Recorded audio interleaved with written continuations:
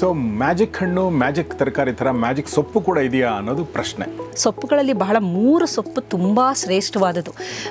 ಒಂದು ಸೊಪ್ಪಿನ ಬಗ್ಗೆ ಮಾತಾಡಿದ್ರು. ಆ ಸೊಪ್ಪೇನು ಅಂತಂದರೆ ಅವರು ಅಮೇರಿಕ ಬೇರೆ ದೇಶದಲ್ಲಿ ಅದು ಒಂದು ಪೌಡರ್ನ ಮಾಡಿಬಿಟ್ಟಿದ್ದಾರೆ. ಈಗ ಸೊಪ್ಪನ್ನ ನಾವಿಲ್ಲಿ ಫಸ್ಟ್ ಕ್ಲಾಸಾಗಿ ಆರಾಮಾಗಿ ಸಿಕ್ಕುತ್ತೆ, ನಮಗೆ ತಿಂತಾ ಇದ್ದೀವಿ. ಅದು ಎಷ್ಟೋ ಡಾಲರ್ಸ್ಗಳು. ಈಗ ನೀವು ಅದನ್ನು ಏನಾರು ಅಮೆಝಾನಲ್ಲಿ ತಗೋಬೇಕು ಅಂದರೆ ಎಷ್ಟೋ ಡಾಲರ್ಸ್ ಕೊಟ್ಟೆ ತಗೋಬೇಕಾಗುತ್ತೆ. ಸಂಶೋಧಕರು ಏನು ಮಾಡ್ತಾರೆ, ಅವರು ಏನು ಸಂಶೋಧನೆ ಮಾಡ್ತಿರ್ತಾರಲ್ಲ ಆ ಸಂಶೋಧನೆಯ ವಿವರಗಳನ್ನು ಪ್ರೆಸೆಂಟ್ ಮಾಡ್ತಾರೆ. ನಾನು ತುಂಬ ಸಿನ್ಸಿಯರ್ ಆ ವಿಚಾರದಲ್ಲಿ. ಅದು ತುಂಬ ಕಷ್ಟ ಇರುತ್ತೆ, ಅದು ತುಂಬ ಕಾಂಪ್ಲಿಕೇಟೆಡ್ ಅಂತಲೇ ಅನ್ಬಹುದು. ಈ ಹಲಸಿನ ಹಣ್ಣು ಥರ ನಾನು ಅದನ್ನೆಲ್ಲ ಬಿಡಿಸಿ ಕೊನೆಗೆ ಬೀಜನೂ ತೆಗೆದು ನಿಮ್ಮ ಬಾಯಿ ಗಿಡ ಥರ ಒಂದು ಪ್ರಯತ್ನದಲ್ಲಿ ನಾನು ಇದ್ದೀನಿ. ತಿನ್ನೋದು ಹೇಗೆ ಯೂಶ್ವಲಿ ಈಗ ನಾವು ತಿಂದೇ ಇರೋದ್ರಿಂದ ಅಥವಾ ನಮ್ಮ ಥರ ಕೆಲವೊಬ್ರು ಇರ್ಬೋದು ನಾವು ತಿನ್ನದೇ ಇರುವಂಥವ್ರು. ಯೂಶ್ವಲಿ ನಾವು ಪಾಲಕ್ ಹೇಗೆ ಮಾಡ್ತೀವಿ ಅದೇ ಥರ ಇದನ್ನು ಕೂಡ ಮಾಡೋವಂಥದ್ದು. ಅದನ್ನು ಯಥೇಚ್ಛವಾಗಿ ಈ ಮೈಸೂರು ಭಾಗದ ಹಳೆ ಮೈಸೂರು ಭಾಗ ಇದೆಯಲ್ಲ, ಯಥೇಚ್ಛವಾಗಿ ಇದನ್ನು ಬಳಕೆ ಮಾಡ್ತಾರೆ. ಬೆಳಿತಾನೆ ಇರುತ್ತೆ. ಈ ಪಾಲಕ್ ಅಂದ್ರೆ ನೀವು ಹಾಕಬೇಕು, ನೀವು ತಗೊಂಡ್ಮೇಲೆ ಹೌದು ಹೌದು ಹೌದು ಹೌದು ಒಂದ್ಸಲ ಗಿಡ ಇದೆ ಅಂದ್ರೆ ಸೊಪ್ಪು ಬರ್ತಾನೆ ಇರುತ್ತೆ. ಹೇಳಿದ್ರು ಅಂದ್ರೆ ಅದ್ರ ಬಗ್ಗೆ ಏನೇನು ರಿಸರ್ಚ್ ನಡೀತಿದೆ, ಕ್ಯಾನ್ಸರ್ನ ಕ್ಯೂರ್ ಮಾಡೋಕ್ಕೆ ಅದ್ರ ಬಗ್ಗೆ ರಿಸರ್ಚ್ ನಡೀತಾ ಇದೆ. ಆಮೇಲೆ ನಮ್ಮ ಮೆದುಳನ್ನ ಪ್ರೊಟೆಕ್ಟ್ ಮಾಡೋಕ್ಕೆ ಅದ್ರ ಬಗ್ಗೆ ರಿಸರ್ಚ್ ನಡೀತಾ ಇದೆ. ದೇಹದಲ್ಲಿ ಇನ್ಫ್ಲಮೇಷನ್ ಆಗದೆ ಇರೋ ಹಾಗೆ, ಆಮೇಲೆ ನಮ್ಮ ದೇಹದಲ್ಲಿ ವಿಷಗಳನ್ನು ತೆಗೆದುಹಾಕೋದಕ್ಕೆ ಅದರ ಮೇಲೆ ಹೆಚ್ಚಿನ ರಿಸರ್ಚ್ನ ಮಾಡ್ತಾ ಇದ್ದಾರೆ. ಅದನ್ನೆಲ್ಲ ತುಂಬ ಚೆನ್ನಾಗಿ ಪ್ರೆಸೆಂಟ್ ಮಾಡಿದ್ರು. ತುಂಬ ಎಷ್ಟು ಚೆನ್ನಾಗಿದೆ ಇನ್ಫಾರ್ಮೇಷನ್ ಅಂದರೆ ಒಂಥರ ಥ್ರಿಲ್ ಆಗಿಬಿಡ್ತು ನನಗೆ.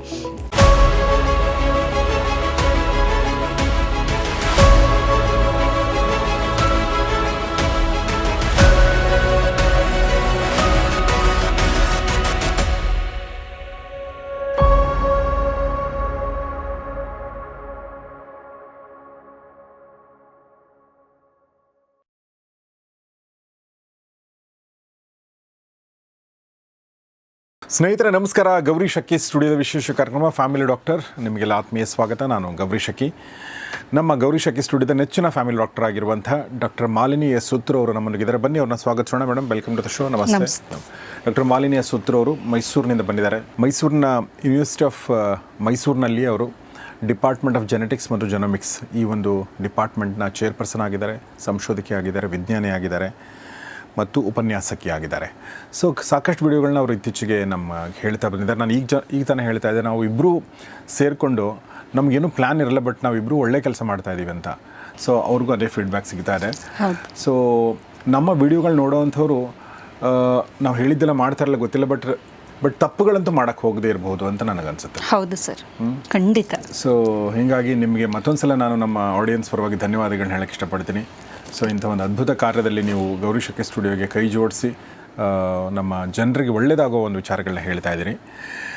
ಸೊ ಅಷ್ಟು ಹೇಳ್ತಾ ಇವತ್ತಿನ ವಿಚಾರಕ್ಕೆ ಬರೋದಾದರೆ, ಇತ್ತೀಚೆಗೆ ನಾವು 2 ವಿಡಿಯೋಗಳು ಆರೋಗ್ಯದ ಬಗ್ಗೆ ಮಾಡಿದ್ದನ್ನು ನೀವು ತುಂಬ ನೋಡಿದ್ದೀರಾ, ತುಂಬ ಇಷ್ಟಪಟ್ಟಿದ್ದೀರಾ. ಅದೇನೆಂದರೆ, ಒಂದು 6 ತಿಂಗಳ ಮುಂಚೆ ನಾವು ಒಂದು ಅದ್ಭುತವಾದ ಹಣ್ಣಿನ ಬಗ್ಗೆ ಮಾತಾಡಿದ್ವಿ. ಈ ಹಣ್ಣು ಒಂದು ತಿಂದರೆ ನಿಮಗೆ ಬೇರೆ ಹಣ್ಣು ತಿನ್ನಬಾರ್ದಂತಲ್ಲ, ಬಟ್ ತಿಂದೇ ಇದ್ರೂ ನಡೀತಾ ಅಷ್ಟು ಒಳ್ಳೆಯ ಅಂಶಗಳಿದೆ ಅಂತ ಅನ್ನೋ ವಿಚಾರಗಳನ್ನ ಹೇಳಿದರು. ಅದು ದಾಳಿಂಬೆ ಹಣ್ಣಿನ ಬಗ್ಗೆ. ಅದರ ವಿಡಿಯೋ ನೋಡಿಲ್ಲ ಅಂದರೆ ದಯವಿಟ್ಟು ನೋಡಿ.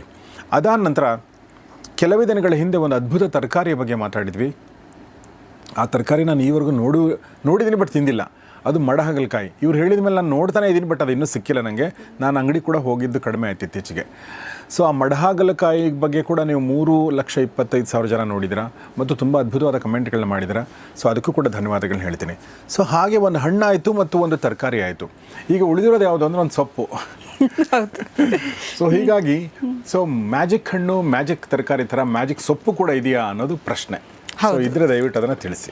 ಖಂಡಿತ ಸರ್. ಇದಕ್ಕೆ ಮೊದಲು ನಿಜವಾಗ್ಲೂ ತಾವು ಹೇಳಿದ್ರಿ, ಬಹಳಷ್ಟು ವೀಕ್ಷಕರು ನಾವೇನು ಕೊಡ್ತಾ ಇದ್ದೀವಿ ಆ ವಿಚಾರಗಳನ್ನು ಅವರ ಜೀವನದಲ್ಲಿ ಅಳವಡಿಸ್ಕೊಂಡಿದ್ದೀವಿ ಅಂತ ಭಾಳಷ್ಟು ಜನ ನನಗೆ ಹೇಳಿದ್ದಾರೆ.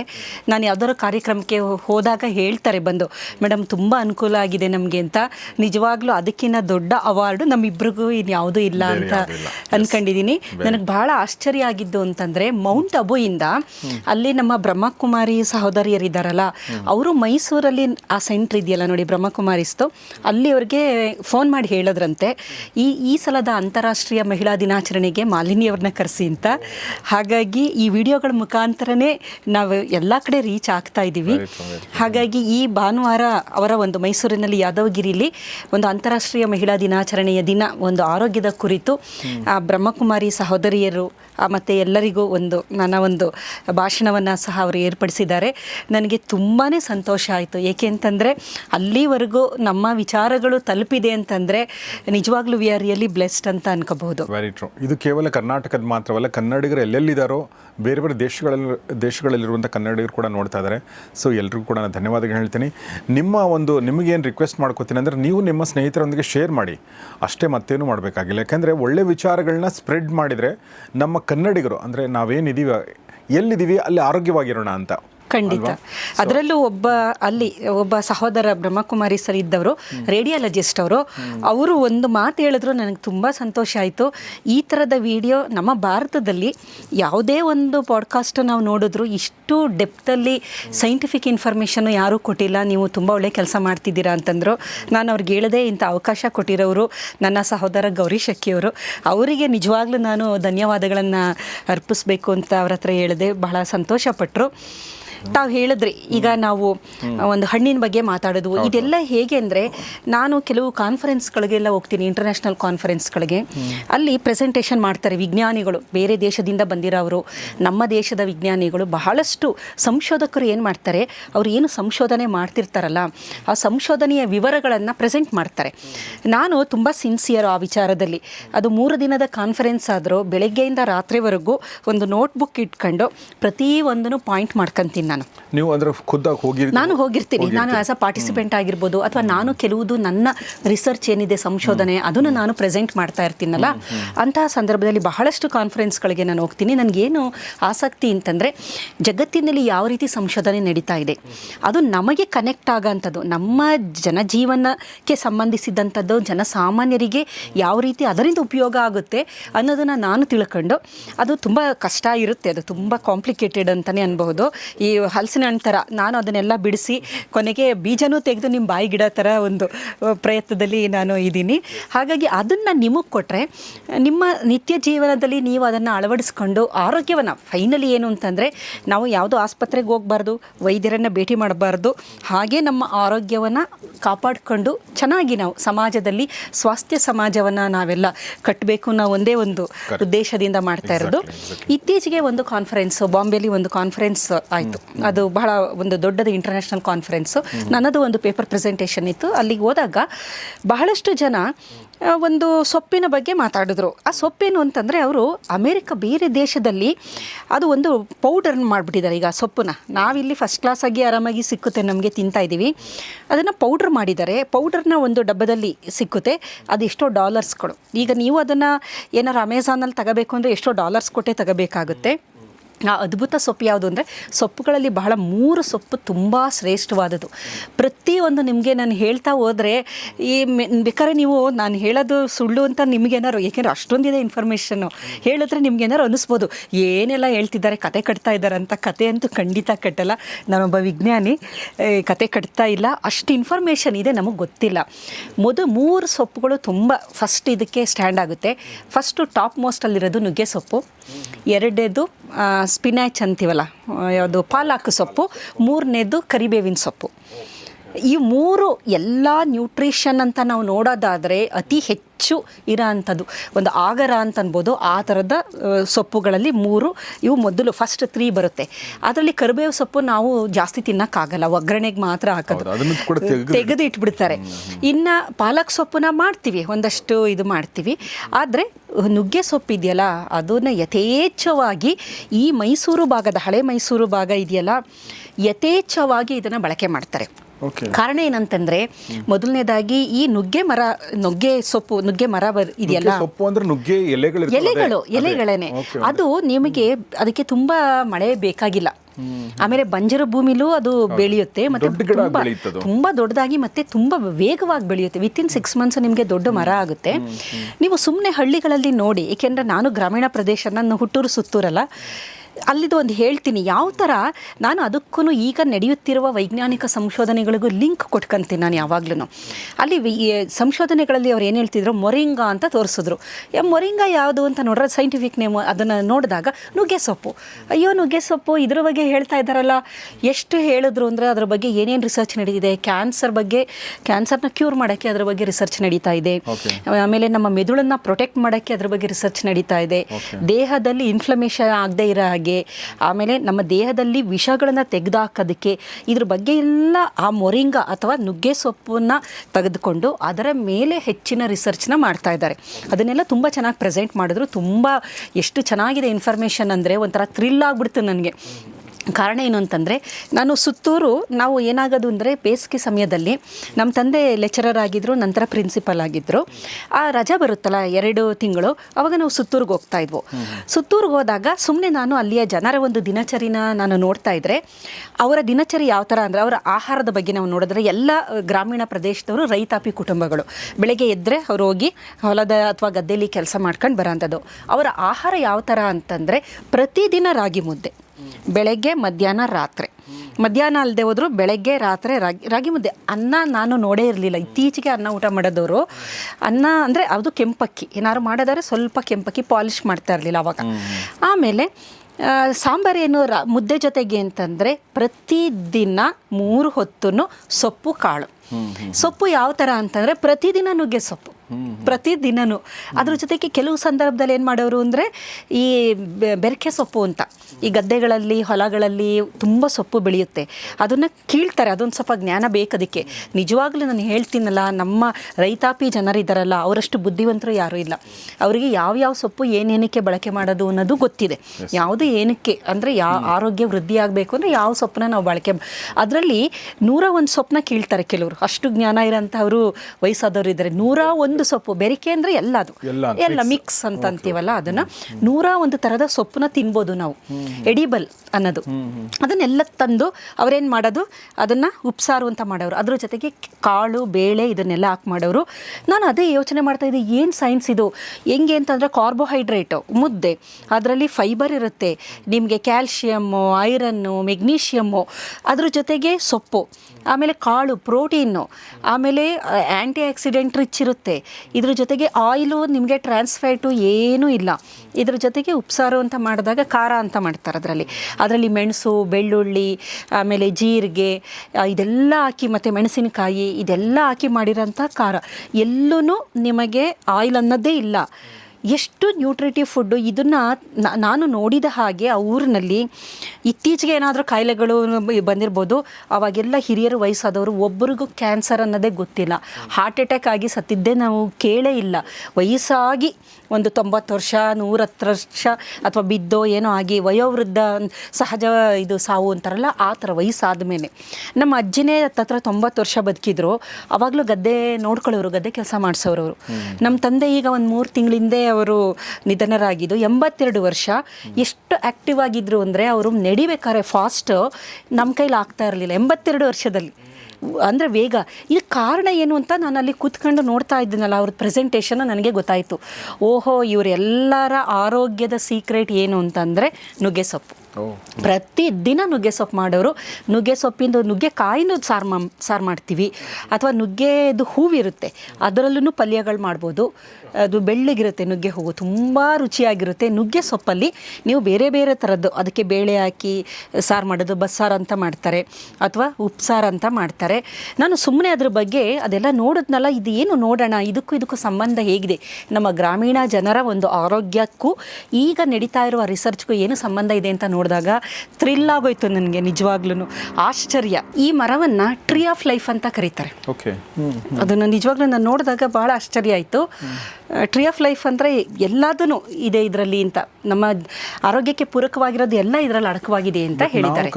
ಟ್ರೀ ಆಫ್ ಲೈಫ್ ಅಂತೇಳಿ ನಮ್ಮ ಇಂಡಿಯಾದಲ್ಲ, ನಾವು ಇಂಡಿಯಾದವ್ರು ಯಾರು ಕರೆಯೋದಿಲ್ಲ. ನಾವು ಎಲ್ಲ ಹೊರಗಡೆಯಿಂದ ಶಂಕದಿಂದ ಬಂದರೆ ತೀರ್ಥ ಅಂತೇಳಿ. ಈಗ ಹೊರಗಡೆ ರಿಸರ್ಚ್ಗಳನ್ನ ನಾನು ನೋಡಿದ್ವಿ, ಇಂಟರ್ನ್ಯಾಷನಲ್ ರಿಸರ್ಚ್ ನಾನು ಮಾತಾಡ್ತಿರೋದು. ಪ್ರೆಸೆಂಟ್ ಮಾಡಿದ್ರಲ್ಲ, ಅದನ್ನೆಲ್ಲ ನೋಡ್ಕೊಂಡು ಅಯ್ಯೋ ರಾಮ, ನಾವು ದಿನ ಬಳಕೆ ಮಾಡೋದನ್ನ ಇವರು ದೊಡ್ಡದಾಗಿ ರಿಸರ್ಚ್ ಮಾಡ್ತಾ ಇದ್ದಾರಲ್ಲ ಅಂತ ನನಗೆ ಆಶ್ಚರ್ಯ ಆಯಿತು.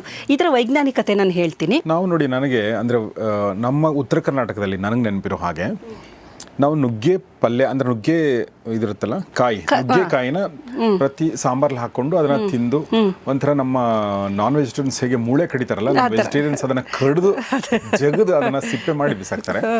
ಅದೊಂದು ನೋಡಿದೀನಿ. ನಮ್ಮನೆ ಎದುರುಗಡೆನೆ ನುಗ್ಗೆಕಾಯಿ ಇತ್ತು, ನುಗ್ಗೆ ಗಿಡ ಇತ್ತು ನಾವು ಬೀದರ್ಲಿದ್ದಾಗ. ಆಮೇಲೆ ಇನ್ನೊಂದು ನುಗ್ಗೆಕಾಯಿ ಅಂದ್ರೆ ನಂಗೆ ಒಂದು ನೆನಪು ಬರ್ತದೆ, ಅದನ್ನ ಹೇಳ್ಬಿಡ್ತೀನಿ ನಿಮಗೆ. ನುಗ್ಗೆದು ಏನು ಬ್ರಾಂಚ್ ಇರುತ್ತಲ್ಲ ಮೇಡಮ್, ಅದು ತುಂಬಾ ಟೊಳ್ಳು. ಹೌದು. ನಾವು ಚಿಕ್ಕವರಿದ್ದಾಗ ಈಜು ಕಲ್ತದ್ದು ಹೇಗೆ ಅಂದ್ರೆ ನುಗ್ಗೆದ ಬ್ರಾಂಚ್ಗಳನ್ನ ಕಟ್ ಮಾಡೋದಿಷ್ಟು ಇಷ್ಟು ಕಟ್ ಮಾಡೋದಿಷ್ಟು ಅಂದ್ರೆ ಇಷ್ಟು ಉದ್ದ ಕಟ್ ಮಾಡಿ ಇಷ್ಟು ದಪ್ಪ ಇರೋದು ಕಟ್ ಮಾಡಿ ಅದನ್ನ ಒಣಗಿಸೋದು ಬಿಸಿಲಿಗೆ. ಅದು ಫುಲ್ ಟೊಳ್ಳಾಗಿ ಅದು ಒಂಥರ ಫುಲ್ ಫ್ಲೋ. ಅದನ್ನ 4-5 ನುಗ್ಗೆ ಬ್ರಾಂಚ್ಗಳನ್ನ ಕಟ್ಟಿ ಅದನ್ನ ಸೇರಿಸ್ಕೊಂಡು ಕಟ್ಟಿ ಆಮೇಲೆ ಅದಕ್ಕೆ ಇನ್ನೊಂದು ದಾರ ಕಟ್ಟಿ ಅದನ್ನ ನಾವು ಹಿಂಗೆ ಸೊಂಟ ಕಟ್ಕೊಂಡು ಫ್ಲೋಟ್ ಆಗೋದಕ್ಕೆ. ನೀವು ನೀರಲ್ಲಿ ಬಿದ್ರೆ ಅದು ಫ್ಲೋಟ್ ಮಾಡುತ್ತೆ. ಈಜು ಬರೋ ತನಕ ಅದನ್ನ ಅಭ್ಯಾಸ. ಅದಾದ್ಮೇಲೆ ಈಜು ಬಂದ್ಮೇಲೆ ಅದನ್ನ ಬಿಸಾಕ್ತೀವಿ. ಇಲ್ಲಿ ಮೈಸೂರು ಭಾಗದಲ್ಲಿ ಪ್ರತಿ ಮನೆ ಮುಂದೆನೂ ನುಗ್ಗೆ ಮರ ಇರುತ್ತೆ. ಪ್ರತಿ ಮನೆ ಮುಂದೆ 1-2 ನುಗ್ಗೆ ಮರ ಹಾಕಿರ್ತಾರೆ. ನೀವೇನು ಸಾಂಬಾರು ಏನು ಅಂತಂದ್ರೆ ನುಗ್ಗೆ ಸೊಪ್ಪಿಂದ ಉಪ್ಸಾರು ಅಂತ. ಜನಗಳು ಬಹಳ ಅದ್ಭುತವಾಗಿ ಆರೋಗ್ಯಕರವಾಗಿದ್ರು. ಇನ್ನು ಮುಂದೆ ಎಲ್ಲ ಮಾಡ್ತಾ ಇಲ್ಲ, ಎಲ್ಲ ಕಮ್ಮಿ ಆಗೋಗಿರೋದ್ರಿಂದ ನಮಗೆ ಅನಾರೋಗ್ಯ ಬಂದಿರೋ ಅಂಥದ್ದು. ಉಪ್ಸಾರು ಅಂದ್ರೆ ಅದನ್ನೇ ಕಾಳು ಜೊತೆ ಅದನ್ನ ಬೇಯಿಸಿ ಬೇರೆ ಖಾರ ಮಾಡ್ಕೊಂಡು. ಈಗ ನೋಡಿ, ಈಗ ದೇವೇಗೌಡ್ರದ್ದು ಆರೋಗ್ಯದ ಗುಟ್ಟು ಏನು ಅಂತಂದ್ರೆ ಮುದ್ದೆ ಉಪ್ಸಾರು ಅಂತಾರೆ, ಅವರು ಮುದ್ದೆ ಬಸ್ಸಾರು ಅಂತಾರೆ. ಅದೇ ಆರೋಗ್ಯದ ಗುಟ್ಟು. ಹಾಗಾಗಿ ಬಹಳಷ್ಟು ಜನ ಅದನ್ನು ಬಹಳ ಅಭ್ಯಾಸ ಮಾಡ್ಕೊಂಡಿದ್ದಾರೆ ಆರೋಗ್ಯದ ದೃಷ್ಟಿಯಿಂದ. ಇದರ ವೈಜ್ಞಾನಿಕತೆಯನ್ನು ನಾವು ನೋಡೋದಾದರೆ ಮೊದಲನೇದಾಗಿ ವೆರಿ ಇಂಪಾರ್ಟೆಂಟ್ ಅಂದರೆ ಆ್ಯಂಟಿ ಆಕ್ಸಿಡೆಂಟ್ ಅಂತ ಕರಿತೀವಿ. ಅಂದರೆ ನಮ್ಮ ದೇಹದಲ್ಲಿ ಬಿಡುಗಡೆಯಾಗುವ ವಿಷಗಳನ್ನು ನಿರ್ವಿಷಯುಕ್ತ ಮಾಡುವಂತಹ ಶಕ್ತಿ ಈ ನುಗ್ಗೆ ಸೊಪ್ಪಿನಲ್ಲಿದೆ. ಕಾರಣ ಒಂದಷ್ಟು ಕೆಮಿಕಲ್ಸು, ಅಂದರೆ ನುಗ್ಗೆ ಸೊಪ್ಪನ್ನು ನೀವು ನೋಡಿದಾಗ ಅದರಲ್ಲಿರುವ ರಾಸಾಯನಿಕಗಳು ಯಾವುದು ಅಂತಂದರೆ ಕ್ಯುರ್ಸಿಟಿನ್ ಅಂತ ಒಂದಿದೆ, ಕ್ಲೋರೋಜೆನಿಕ್ ಆ್ಯಸಿಡ್ ಅಂತ ಇನ್ನೊಂದು, ಆಮೇಲೆ ಕೆಂಫೆರಾಲು, ಬೀಟಾ ಕೆರೆಟಿನಾಯ್ಡು, ವೈಟಮಿನ್ ಸಿ, ಗ್ಯಾಲಿಕ್ ಆ್ಯಸಿಡು, ಮತ್ತು ಫಿರೂಲಿಕ್ ಆ್ಯಸಿಡ್, ಆಮೇಲೆ ಟರ್ಪಿನಾಲು, ಈ ಥರ ಅದ್ರದ್ದು ಒಂದು 40-50 ಕೆಮಿಕಲ್ ಕಾಂಪೌಂಡ್ಗಳಿದೆ ಅದರೊಳಗಡೆ. ನೀವು ಆ ಎಲೆನ ನೀವು ನೋಡಿದ್ರೆ ಅದರಲ್ಲಿ ಅದರಲ್ಲಿ ಇರೋಂಥ ವಿಶೇಷತೆ ಏನು ಅಂತ ನೋಡಿದ್ರೆ ಫೈಬರು, ಇದೆಲ್ಲ ಇರೋದ್ರಿಂದ ಏನಾಗುತ್ತೆ, ಮುಖ್ಯವಾಗಿ ನಾನು ಹೇಳಿದ್ದು ಇಷ್ಟು ಏನು ಕೆಮಿಕಲ್ಸ್ ರಾಸಾಯನಿಕಗಳು ಇದರಲ್ಲಿ ಇರೋದ್ರಿಂದ ಅದೇನು ಮಾಡುತ್ತೆ, NRF2 ಪಾತ್ವೇ ಅಂತ ಇದೆ. ಅಂದರೆ ನಮ್ಮ ದೇಹದಲ್ಲಿ ಕೆಲವೊಂದು ಜೀನ್ಸ್ಗಳು ದೇಹದಲ್ಲಿರುವ ವಿಷವನ್ನು ನಿರ್ವಿಷಯುಕ್ತ ಮಾಡಬೇಕು ಅಂದರೆ ಕೆಲವೊಂದು ಜೀನ್ಸ್ಗಳು ಆ್ಯಕ್ಟಿವೇಟ್ ಆಗಬೇಕು. ಆ ಜೀನ್ಸ್ಗಳು ಆ್ಯಕ್ಟಿವೇಟ್ ಆದಾಗ ಕೆಲವೊಂದು ಎನ್ಸೈಮ್ಸ್ಗಳು, ಕಿಣ್ವಗಳು ಆ್ಯಕ್ಟಿವೇಟ್ ಆಗುತ್ತೆ. ಅದರಲ್ಲಿ ಪ್ರಮುಖವಾದದ್ದು ಸೂಪರ್ ಆಕ್ಸೈಡ್ ಡಿಸ್ಮ್ಯೂಟೇಸು, ಕೆಟಲೇಸು, ಆಮೇಲೆ ಗ್ಲೂಟಥಯಾನ್ ಪರಾಕ್ಸಿಡೇಸು. ಈ ಕಿಣ್ವಗಳು ಬಿಡುಗಡೆ ಆದರೆ ದೇಹದ ಒಳಗಡೆ ಅವಾಗೇನಾಗುತ್ತೆ, ಅದು ದೇಹದಲ್ಲಿ ಬಿಡುಗಡೆಯಾಗುವ ವಿಷಗಳು ಹೊರಗಡೆಯಿಂದ ನಾವು ಸೇವಿಸುವ ವಿಷಗಳು ಅಂತಂದರೆ ಈ ಆಹಾರದ ಮುಖಾಂತರ, ಕಲರಿಂಗ್ ಏಜೆಂಟು, ಪ್ರಿಸರ್ವೇಟಿವ್ ಇವೆಲ್ಲ ಇರುತ್ತಲ್ಲ, ಇದರ ಮುಖಾಂತರ ದೇಹದ ಒಳಗಡೆ ಹೋಗುವ ವಿಷಗಳನ್ನು ನಿರ್ವಿಷಯುಕ್ತ ಮಾಡುತ್ತೆ. NRF2 ಪಾತ್ವೇ ಅಂತ ಒಂದು ಪಾತ್ವೇ ಇದೆ ಒಳಗಡೆ, ದೇಹದ ಒಳಗಡೆ. ಇವೆಲ್ಲ ಒಂದೊಂದು ಇದು ಜೀವರಾಸಾಯನಿಕ ಕ್ರಿಯೆಗಳು ನಡೆಯುವಂಥದ್ದು. ಅದನ್ನು ಆ್ಯಕ್ಟಿವೇಟ್ ಮಾಡುತ್ತಿದೆ. ಅದನ್ನು ಆ್ಯಕ್ಟಿವೇಟ್ ಮಾಡಿದ್ರೆ ಈ ಎಲ್ಲ ಜೀನ್ಸ್ಗಳು SOD, ಕೆಟಲೇಸು, ಗ್ಲೂಟಥಯಾನ್ ಪರಾಕ್ಸಿಡೇಸು ಇದನ್ನು ಬಿಡುಗಡೆ ಮಾಡುವ ಜೀನ್ಸ್ಗಳು ಆ್ಯಕ್ಟಿವೇಟ್ ಆಗುತ್ತೆ. ಸೊ ಅದೇನು ಮಾಡುತ್ತೆ, ನಮ್ಮ ಮೈಟೊಕಾಂಡ್ರಿಯವನ್ನು ಆರೋಗ್ಯವಾಗಿಡುತ್ತೆ. Mitochondria is powerhouse of the cell. ನಮಗೆ ಎನರ್ಜಿ ಬೇಕು ಅಂದರೆ ಮೈಟೊಕಾಂಡ್ರಿಯಾ ಚೆನ್ನಾಗಿರಬೇಕು. ಮತ್ತು ಇದರ ಜೊತೆಯಲ್ಲಿ ನಮ್ಮ DNA, ನಮ್ಮ ಪ್ರೋಟೀನು, ನಮ್ಮ ದೇಹದಲ್ಲಿರುವ ಫ್ಯಾಟ್ ಅಥವಾ ಲಿಪಿಡ್ಗಳು ಅಂತೀವಲ್ಲ, ಇದನ್ನೆಲ್ಲದನ್ನು ಅದಕ್ಕೇನೂ ತೊಂದರೆ ಆಗದಿದ್ದ ಹಾಗೆ ಕಾಪಾಡುವುದೇ ಈ ಆ್ಯಂಟಿ ಆಕ್ಸಿಡೆಂಟ್ಗಳು. ಹಾಗಾಗಿ ಇದನ್ನು ಹೆಚ್ಚು ಮಾಡುವಂತಹ ಶಕ್ತಿ ನುಗ್ಗೆ ಸೊಪ್ಪಿನಲ್ಲಿದೆ. ನಾನು ಹೇಳಿದೆ ಬಹಳಷ್ಟು ಕೆಮಿಕಲ್ಸ್ ಇದೆ. ನಾನು ನೋಡ್ತಾ ರಿಸರ್ಚ್ ಮಾಡ್ತಾ ನಿಜವಾಗ್ಲೂ ನನಗೆ ಆಶ್ಚರ್ಯ ಆಗೋಯ್ತು. ಏನಪ್ಪ ಭಗವಂತ, ಇಂಥದ್ದೆಲ್ಲ ಇದೆಯಾ ನಮಗೆ, ಅಂದರೆ ನಾವು ಬಳಕೆ ಮಾಡ್ತಿದ್ವು, ಆದರೆ ಇದರಲ್ಲಿ ಇಷ್ಟೊಂದು ಪ್ರಮುಖವಾದ ಅಂಶಗಳಿದೆ ಅಂತ ನಮಗೆ ಗೊತ್ತಿರಲಿಲ್ಲ. ಎರಡನೆಯ ಪ್ರಮುಖವಾದ ಅಂಶ ನಾವು ನೋಡೋದಾದರೆ ಇದು ಆ್ಯಂಟಿ ಇನ್ಫ್ಲಮೇಟರಿ ಅಂತ ಕರಿತೀವಿ. ಆ್ಯಂಟಿ ಇನ್ಫ್ಲಮೇಟರಿ ಅಂದರೆ ಮನುಷ್ಯನಿಗೆ ಏನೇ ಕಾಯಿಲೆ ಬರಬೇಕು ಅಂತಂದರೂ ದೇಹದ ಒಳಗಡೆ ಅರಿವಿಲ್ಲದೆ ಉರಿಯೂತ ಆರಂಭ ಆಗಿರುತ್ತೆ. ಇನ್ಫ್ಲಮೇಷನ್ ಅಂತ ನಾವು ಅದನ್ನ ಕರಿತೀವಿ. ಇದು ಆ್ಯಂಟಿ ಇನ್ಫ್ಲಮೇಟರಿ ಆಗಿರೋದ್ರಿಂದ ಇದೇನು ಮಾಡುತ್ತೆ, NF-kB ಪಾತ್ವೇ ಅಂತ ಒಂದು ಪಾತ್ವೇ ಇದೆ. ಇದರಲ್ಲಿರುವ ರಾಸಾಯನಿಕಗಳು, ಅದರಲ್ಲೂ ಪ್ರಮುಖವಾಗಿ ಐಸೋಥಯೋಸಯನೇಟ್ ಅಂತ ಇದರಲ್ಲಿ ಒಂದಿದೆ. ಅದರ ಜೊತೆಗೆ ಇದರಲ್ಲಿ ಇನ್ನು ಬೇಕಾದಷ್ಟು ವೈಟಮಿನ್ಸ್ಗಳಿದೆ. ಒಂದು 50-60 ರಾಸಾಯನಿಕಗಳಿದೆ. ಹೆಸರುಗಳನ್ನು ಹೇಳ್ತಾ ಹೋದರೆ ಆಶ್ಚರ್ಯ ಆಗೋಗ್ಬಿಡುತ್ತೆ. ಈ ರಾಸಾಯನಿಕಗಳೇನು ಮಾಡುತ್ತೆ ಅಂದರೆ NF-kB ಪಾತ್ವೇ ಅಂತಿದೆ, ನ್ಯೂಕ್ಲಿಯರ್ ಫ್ಯಾಕ್ಟರ್ ಕಪ್ಪಾ B ಅಂತ ಇದೆ. ಅದನ್ನು ಕಮ್ಮಿ ಮಾಡಬೇಕದು. ಅದು ಕಮ್ಮಿ ಆದಾಗ ಏನಾಗುತ್ತೆ, ನಮ್ಮ ದೇಹದಲ್ಲಿ ಉರಿ ಊತ ಇರೋದಿಲ್ಲ. ಅದು ಕಮ್ಮಿ ಆದಾಗ ಏನಾಗುತ್ತೆ, ಕಾಕ್ಸ್ ಜೀನ್ ಅಂತ ಒಂದು ಜೀನ್ ಇದೆ, ಅದು ಕಮ್ಮಿ ಆಗುತ್ತೆ. ಅದು ಅಂದರೆ ತಟಸ್ಥ ಆಗುತ್ತೆ. ಇವೆಲ್ಲ ಇಲ್ಲ ಅಂದರೆ ಆ್ಯಕ್ಟಿವೇಟ್ ಆಗಿಬಿಡುತ್ತೆ. ಇವೆಲ್ಲ ಹೆಂಗೆ ಅಂದರೆ ಸರ್, ದೇಹದಲ್ಲಿ ನಿಜವಾಗ್ಲೂ ಹೇಳ್ತೀನಲ್ಲ, ಎಲ್ಲ ಒಳಗಡೆ ರಾಸಾಯನಿಕ ಕ್ರಿಯೆಗಳು.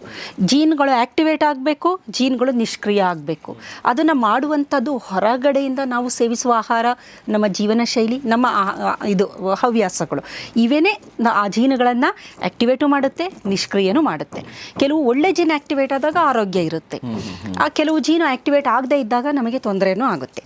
ಹಾಗಾಗಿ ಕಾಕ್ಸ್ ಜೀನ್ ಅಂತ ಇದೆ, ಕಾಕ್ಸ್ ಜೀನನ್ನು ಕಮ್ಮಿ ಮಾಡುತ್ತೆ. ಕಾಕ್ಸ್ ಜೀನು ಯಾವಾಗ ಅಂತಂದರೆ ಟ್ಯೂಮರ್ ನೆಕ್ರೋಸಿಸ್ ಫ್ಯಾಕ್ಟರ್ ಆಲ್ಫಾ ಅಂತ ಒಂದಿದೆ, ಅದೊಂದು ಪ್ರೋಟೀನ್ ಬಿಡುಗಡೆ ಆಗುತ್ತೆ.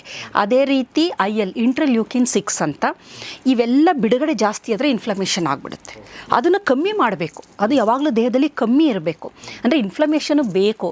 ಏನಾದರೂ ಇನ್ಫೆಕ್ಷನ್ ಆದಾಗ, ಇನ್ನೇನೋ ತೊಂದರೆ ಆದಾಗ ಇನ್ಫ್ಲಮೇಷನ್ ಆಗಿ ನಮಗೆ ಒಂದು ಸಿಗ್ನಲ್ ಕೊಡುತ್ತೆ, ಏನು ಅಂದರೆ ಇಲ್ಲಿ ಈ ಥರ ಆಗಿದೆ ನೋಡು, ನೀನು ಇದನ್ನು ಎಚ್ಚರಿಕೆ ತಗೊಂತ. ಮ್ಯಾಕ್ರೋಫೇಜಸ್ಸು ಅವೆಲ್ಲ ಬಂದು ನಮ್ಮ ಇಮ್ಯುನಿಟಿ ಇರುತ್ತಲ್ಲ, ದೇಹದ ರೋಗ ಪ್ರತಿರೋಧಕ ಶಕ್ತಿ, ಅದು ಅದನ್ನೆಲ್ಲ ಕ್ಲಿಯರ್ ಮಾಡ್ತಾ ಬರುತ್ತೆ. ಇದು ಬೇಕು, ಇನ್ಫ್ಲಮೇಷನ್ನು ಬೇಡ ಅಂತಲ್ಲ. ಆದರೆ ಜಾಸ್ತಿ ಆದ ಇನ್ಫ್ಲಮೇಷನ್ನಿಂದ ನಮ್ಮ ಮೆದುಳು, ಹೃದಯ, ಎಲ್ಲ ವೈಟಲ್ ಆರ್ಗನ್ಸ್ ಅಂತೀವಿ, ಅದಕ್ಕೆ ತೊಂದರೆ ಆಗುವ ಸಾಧ್ಯತೆ ಜಾಸ್ತಿ. ಕಾಕ್ಸ್ ಜೀನ್ನ ಕಮ್ಮಿ ಮಾಡುತ್ತೆ, ಟ್ಯೂಮರ್ ನೆಕ್ರೋಸಿಸ್ ಫ್ಯಾಕ್ಟರ್ ಆಲ್ಫಾನ ಕಮ್ಮಿ ಮಾಡುತ್ತೆ, ಅದೇ ರೀತಿ ಇಂಟರ್ಲ್ಯೂಕಿನ್ 6ನ ಕಮ್ಮಿ ಮಾಡುತ್ತೆ. ಇದೆಲ್ಲ ಕಮ್ಮಿ ಆಗೋದ್ರಿಂದ ಏನಾಗುತ್ತೆ ಅಂದರೆ ನಮ್ಮ ಮೈಟೋಕಾಂಡ್ರಿಯಾ ಚೆನ್ನಾಗಿರುತ್ತೆ, ದೇಹದಲ್ಲಿ ವಿಷಗಳು ಬಿಡುಗಡೆಯಾಗುವುದು ಕಮ್ಮಿ ಆಗ್ತಾ ಬರುತ್ತೆ. ಅದ್ಭುತವಾಗಿ ಇದು ಕೆಲಸ ಮಾಡುತ್ತೆ. ಆಶ್ಚರ್ಯ ಆಯಿತು ನನಗೆ ಇದನ್ನೆಲ್ಲ ಎಲ್ಲ ತುಂಬ ರಿಸರ್ಚ್. ಕೆಲವರೆಲ್ಲ ಅಂತಾರೆ ಇವರೇನು ಆಹಾರ ತಜ್ಞನ ಅಂತ, ಯಾರೋ ಒಂದು ಕಮೆಂಟ್ ಹಾಕಿದ್ರು. ಆಹಾರ ತಜ್ಞರಿಗಿನ ಜಾಸ್ತಿ ವಿಚಾರ ನಾನು ಹೇಳ್ತಾ ಇದ್ದೀನಿ. ಆಹಾರ ತಜ್ಞರು ಈ ತಿನ್ನಿ ಇದರಲ್ಲಿ ಇದಿದೆ ಅಂತ ಹೇಳ್ತಾರೆ ಅಷ್ಟೇ ಹೊರತು, ಮಾಲಿಕ್ಯುಲರ್ ಮೆಕ್ಯಾನಿಸಮು, ದೇಹದ ಒಳಗಡೆ ಯಾವ ಜೀನು ಯಾವ ರೀತಿ ಆ್ಯಕ್ಟಿವೇಟ್ ಆಗುತ್ತೆ ಅಂತ ಹೇಳೋಕ್ಕೆ ಸಾಧ್ಯ ಇರೋದು ಒಬ್ಬರ ಜೆನೆಟಿಸ್ಟಿಗೆ ಮಾತ್ರ. ಡಾಕ್ಟ್ರುಗಳು ನಿಮಗೆ ಡಯಾಗ್ನೋಸ್ ಮಾಡಿ ಔಷಧಿ ಕೊಡ್ಬೋದು, ಆದರೆ ಕಾಯಿಲೆ ಏನಕ್ಕೆ ಬಂದಿದೆ, ಒಳಗಡೆ ಏನು ಡ್ಯಾಮೇಜ್ ಆಗಿದೆ, ಯಾವ ಜೀನು ಏನಕ್ಕೆ ಸರಿಯಾಗಿ ಕೆಲಸ ಮಾಡ್ತಿಲ್ಲ ಅಂತ ಸಂಶೋಧನೆ ಮಾಡದ ಹೊರತು ಯಾರಿಗೂ ಗೊತ್ತಾಗೋದಿಲ್ಲ. ಹಾಗಾಗಿ ಇವೆರಡು ಬಹಳ ಅದ್ಭುತವಾಗಿ ಇರೋಂತಹ ಪಾತ್ವೆಗಳು. ನಂತರ ಇದು ನಮ್ಮ ದೇಹದಲ್ಲಿ ಡಯಾಬಿಟಿಕ್ಕು, ನನಗೆ ಆಶ್ಚರ್ಯ ಆಗುತ್ತೆ. ನಮ್ಮ ಊರಲ್ಲಿ ಡಯಾಬಿಟಿಕ್ ಯಾರೂ ಇರಲೇ ಇರಲಿಲ್ಲ ನಾವು ನೋಡಿದಾಗ. ಇತ್ತೀಚೆಗೆ ಇವೆಲ್ಲ ಎಲ್ಲರಿಗೂ ಕಾಯಿಲೆಗಳು, ಹಳ್ಳಿಗಳಲ್ಲೂ ಕಾಯಿಲೆ ಬರ್ತಾ ಇರೋದು ಅವರು ತಮ್ಮ ದಿನಚರಿಯನ್ನು ಬದಲಾವಣೆ ಮಾಡ್ಕೊಂಡಿದ್ದಾರೆ, ಆಹಾರ ಪದ್ಧತಿ ಬದಲಾವಣೆ ಮಾಡ್ಕೊಂಡಿದ್ದಾರೆ. ಮೊದಲೆಲ್ಲ ನಾನು ನೋಡಿರೋ ಹಾಗೆ ನನಗೆ ತುಂಬ ಚೆನ್ನಾಗಿ ಅದು ಒಂದು ಕ್ಲಿಯರ್ ಪಿಕ್ಚರ್ ಇದೆ. ಸಣ್ಣವಳಿದ್ರು ಆ ಊರಿನಲ್ಲಿ ಟೊಮೆಟೊ ಹಣ್ಣು, ಕೊತ್ತಂಬರಿ, ಈರುಳ್ಳಿ ಇಂಥದ್ದು ಬಿಟ್ಟರೆ ಬೀನ್ಸು, ಕ್ಯಾರೆಟು ಈ ಥರದನ್ನು ನಾನು ನೋಡೇ ಇರಲಿಲ್ಲ. ಯಾರ ಮನೆಯಲ್ಲೂ ಬೀನ್ಸು, ಕ್ಯಾರೆಟು ಏನೇನೋ ನಾವು ತರಕಾರಿ ಬಳಕೆ ಮಾಡ್ತೀವಿ, ಯಾರ ಮನೆಯಲ್ಲೂ ಬಳಕೆ ಮಾಡ್ತಾ ಇರಲಿಲ್ಲ. ಪ್ರತಿದಿನ ಸೊಪ್ಪು, ಕಾಳು ಇದೇನೇ ಮಾಡ್ತಾ ಇದ್ದಿದ್ದು. ನೋಡಿ, ನೀವು ಹೇಳ್ತಿರ್ಬೇಕಾದ್ರೆ ನನಗೊಂದು ಡೌಟ್ ಬಂತು. ಈಗ ಬೀನ್ಸು, ಕ್ಯಾರೆಟ್ ನಾವು ತಿನ್ಬೇಕಾ ಬೇಡವಾ ಅಂತ ಹೇಳಿ. ಆದರೆ ನಾನು ಹೇಳೋದೇನೆಂದರೆ, ನಾವು ಮುಂದೊಂದು ದಿನ ನಾವು ಅವಾಯ್ಡ್ ಮಾಡಬೇಕಾದ ತರಕಾರಿಗಳು ಯಾವುದು, ಹಣ್ಣುಗಳು ಯಾವುದು ಅನ್ನೋದ್ರ ಬಗ್ಗೆ ದಯವಿಟ್ಟು ಒಂದ್ಸಲ ಹೇಳಿ. ಅದನ್ನು ನೋಡೋಣ. ಏನಕ್ಕೆ ಅಂದರೆ ನನಗೆ ಏನಕ್ಕೆ ಆಶ್ಚರ್ಯ ಆಗೋದು ಅಂದರೆ, ಇತ್ತೀಚೆಗೆ ನಾವು ಇದೆಲ್ಲ ತಗೊತಾ ಇರೋದು, ಆರೋಗ್ಯದ ಬಗ್ಗೆ ಅಷ್ಟೊಂದು ಕಾಳಜಿ, ಅದು ತಿನ್ನಬೇಕು. ನಾನು ಅಲ್ಲಿ ನೋಡಿದ ಹಾಗೆ ಇಡೀ ಊರಲ್ಲಿ ಎಲ್ಲ ಜನನೂ ತಿಂತಾ ಇದ್ದಿದ್ದು ಸೊಪ್ಪು, ಪಲ್ಯ, ಕಾಳು, ಮತ್ತು ಅಲ್ಲೇ ಸಿಗ್ತಾ ಇರೋ ಅಂಥದ್ದು. ಈ ಬೀನ್ಸ್ ಇದೆಲ್ಲ ಹೊರಗಡೆಯಿಂದ ಬರೋದು, ಅಲ್ಲಿ ಬೆಳೀತಾ ಇರಲಿಲ್ಲ ಅವರು, ಬದನೆಕಾಯಿ ತಿನ್ನೋರು, ಈ ಥರದ್ದು ಮಾತ್ರ ಅಲ್ಲಿ ಹೆಚ್ಚು ಬಳಕೆ ಮಾಡ್ತಿದ್ರು. ಮುಂದಿನದು ಇದು ನಮ್ಮ ಈ ಗ್ಲೂಕೋಸ್ TOR ಅಂತ ಒಂದು ಪಾತ್ವೆ ಇದೆ. ಆ ಪಾತ್ವೆನ ಆ್ಯಕ್ಟಿವೇಟ್ ಮಾಡೋದ್ರಿಂದ ಮೈಟೋಕಾಂಡ್ರಿಯಾಗಳು ತುಂಬ ಚೆನ್ನಾಗಿ, ಮೆದುಳು, ಹೃದಯ ಎಲ್ಲ ಕಡೆ ಮೈಟೋಕಾಂಡ್ರಿಯಾ ಬಯೋಜೆನಿಸಿಸ್ಸು ತುಂಬ ಚೆನ್ನಾಗಾಗುತ್ತೆ. AMP ಕೈನೇಸ್ ಅಂತ ಒಂದು ಪಾತ್ವೆ ಇದೆ. AMP ಕೈನೇಸ್ ಪಾತ್ವೆ ಆ್ಯಕ್ಟಿವೇಟ್ ಆದರೆ ಅದೇನು ಮಾಡುತ್ತೆ ಅಂದರೆ, ನಮ್ಮ ಜೀವಕೋಶಗಳು ಗ್ಲೂಕೋಸ್ ಏನಿದೆ ಅದನ್ನು ತಗೊಳ್ಳೋ ಅಂಥ ಶಕ್ತಿನ ತಗೊಳುತ್ತೆ, ಒಳಗಡೆ ತಗೊಳುತ್ತೆ. ಆವಾಗೇನಾಗುತ್ತೆ, ರಕ್ತದಲ್ಲಿ ಗ್ಲೂಕೋಸ್ ಪ್ರಮಾಣ ಕಡಿಮೆ ಇರುತ್ತೆ, ಡಯಾಬಿಟಿಕ್ಕು ಬರೋದಿಲ್ಲ. ಒಂದು ಅದ್ಭುತವಾಗಿ ಇದರಲ್ಲಿರುವ ರಾಸಾಯನಿಕಗಳನ್ನು ನೋಡ್ತಾ ಬಂದರೆ ಅದು ಆ್ಯಂಟಿ ಡಯಾಬಿಟಿಕ್. ಇದು ನುಗ್ಗೆ ಸೊಪ್ಪು ಯಾರು ತಿಂತಾರೆ ಆ್ಯಂಟಿ ಡಯಾಬಿಟಿಕ್ ಅವರು ಬರೋದಿಲ್ಲ ಅವ್ರಿಗೆ.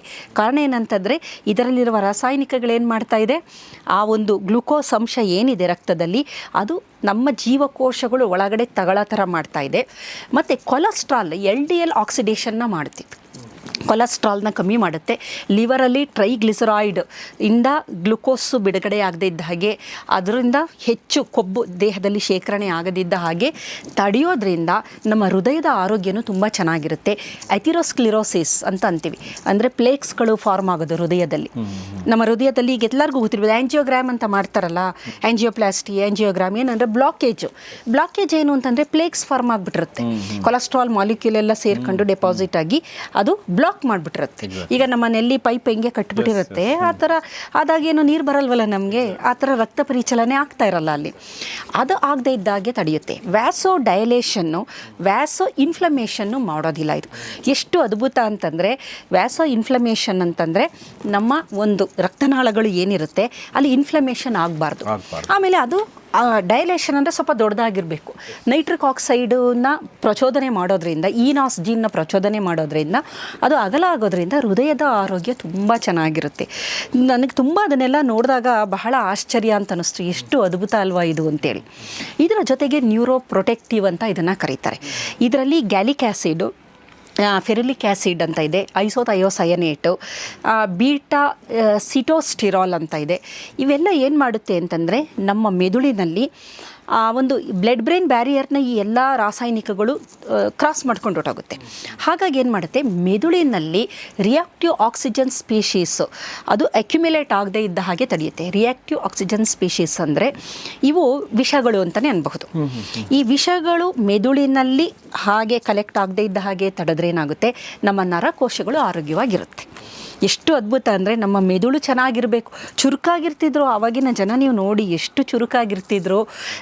ಈಗ ನಾವು ಅಂತೀವಿ ಇಲ್ಲಿ ಬ್ರೈನ್ ಫಾಗು, ಮೈಂಡ್ ಫಾಗು, ನಮಗೆ ಟಯರ್ಡ್ನೆಸ್ಸು, ಮೆಂಟಲ್ ಸ್ಟ್ಯಾಮಿನಾ ಇಲ್ಲ ನಮಗೆ, ಒಂಥರ ಬ್ಲ್ಯಾಂಕ್ ಆಗೋದು ಏನೂ ಇಲ್ಲ, ಎಷ್ಟು ಚೆನ್ನಾಗಿರ್ತಾಯಿದ್ರು. ಇದಕ್ಕೆಲ್ಲ ನಮಗೆ ಗೊತ್ತಿಲ್ಲ ಏನಕ್ಕೆ ಆ ಥರ ಅವರೆಲ್ಲ ಜನ ಇದ್ದರು ಅಂತಂದರೆ ಅದರ ಹಿಂದೆ ಈ ಥರದ್ದು ಕೆಲವೊಂದು ರಹಸ್ಯಗಳನ್ನು ನಾವು ನೋಡ್ಬೋದು. ಮೇಡಮ್, ನಾನು ಬೆಂಗಳೂರಲ್ಲಿ ನಾನು ಅಂಗಡಿಗಳಲ್ಲಿ ಹೋಗಿದ್ದೀನಲ್ಲ, ನಾನು ಗಮನಿಸಿಲ್ವೋ ಅಥವಾ ನಾನು ನೋಡಿಲ್ಲ ಅಥವಾ ಇರಲ್ಲೋ ಗೊತ್ತಿಲ್ಲ, ಎಲ್ಲೂ ಕೂಡ ನಾನು ನುಗ್ಗೆ ಸೊಪ್ಪು ನೋಡೇ ಇಲ್ಲ. ನಾನು ನುಗ್ಗೆ ಕಾಯಿ ಕಾಣುತ್ತೆ. ಹೌದು, ನುಗ್ಗೆ ಸೊಪ್ಪು ಹೆಂಗೆ, ಏನಕ್ಕೆ ಅಂತಂದರೆ ಜನಕ್ಕೆ ಏನು ಅನ್ಕೊಂಡಿದ್ದಾರೆ ಅಂದರೆ ಇದು ಬಡವರು ತಿನ್ನೋಂಥದ್ದು ಅನ್ನೋದು ಜನರ ಮೈಂಡಲ್ಲಿ ಏನಾಗಿದೆ ಅಂದರೆ ನಮಗೆ ತುಂಬ ತುಂಬ ದುಡ್ಡು ಕೊಟ್ಟು ತಗೊಳ್ಳೋದು ಒಳ್ಳೇದದು.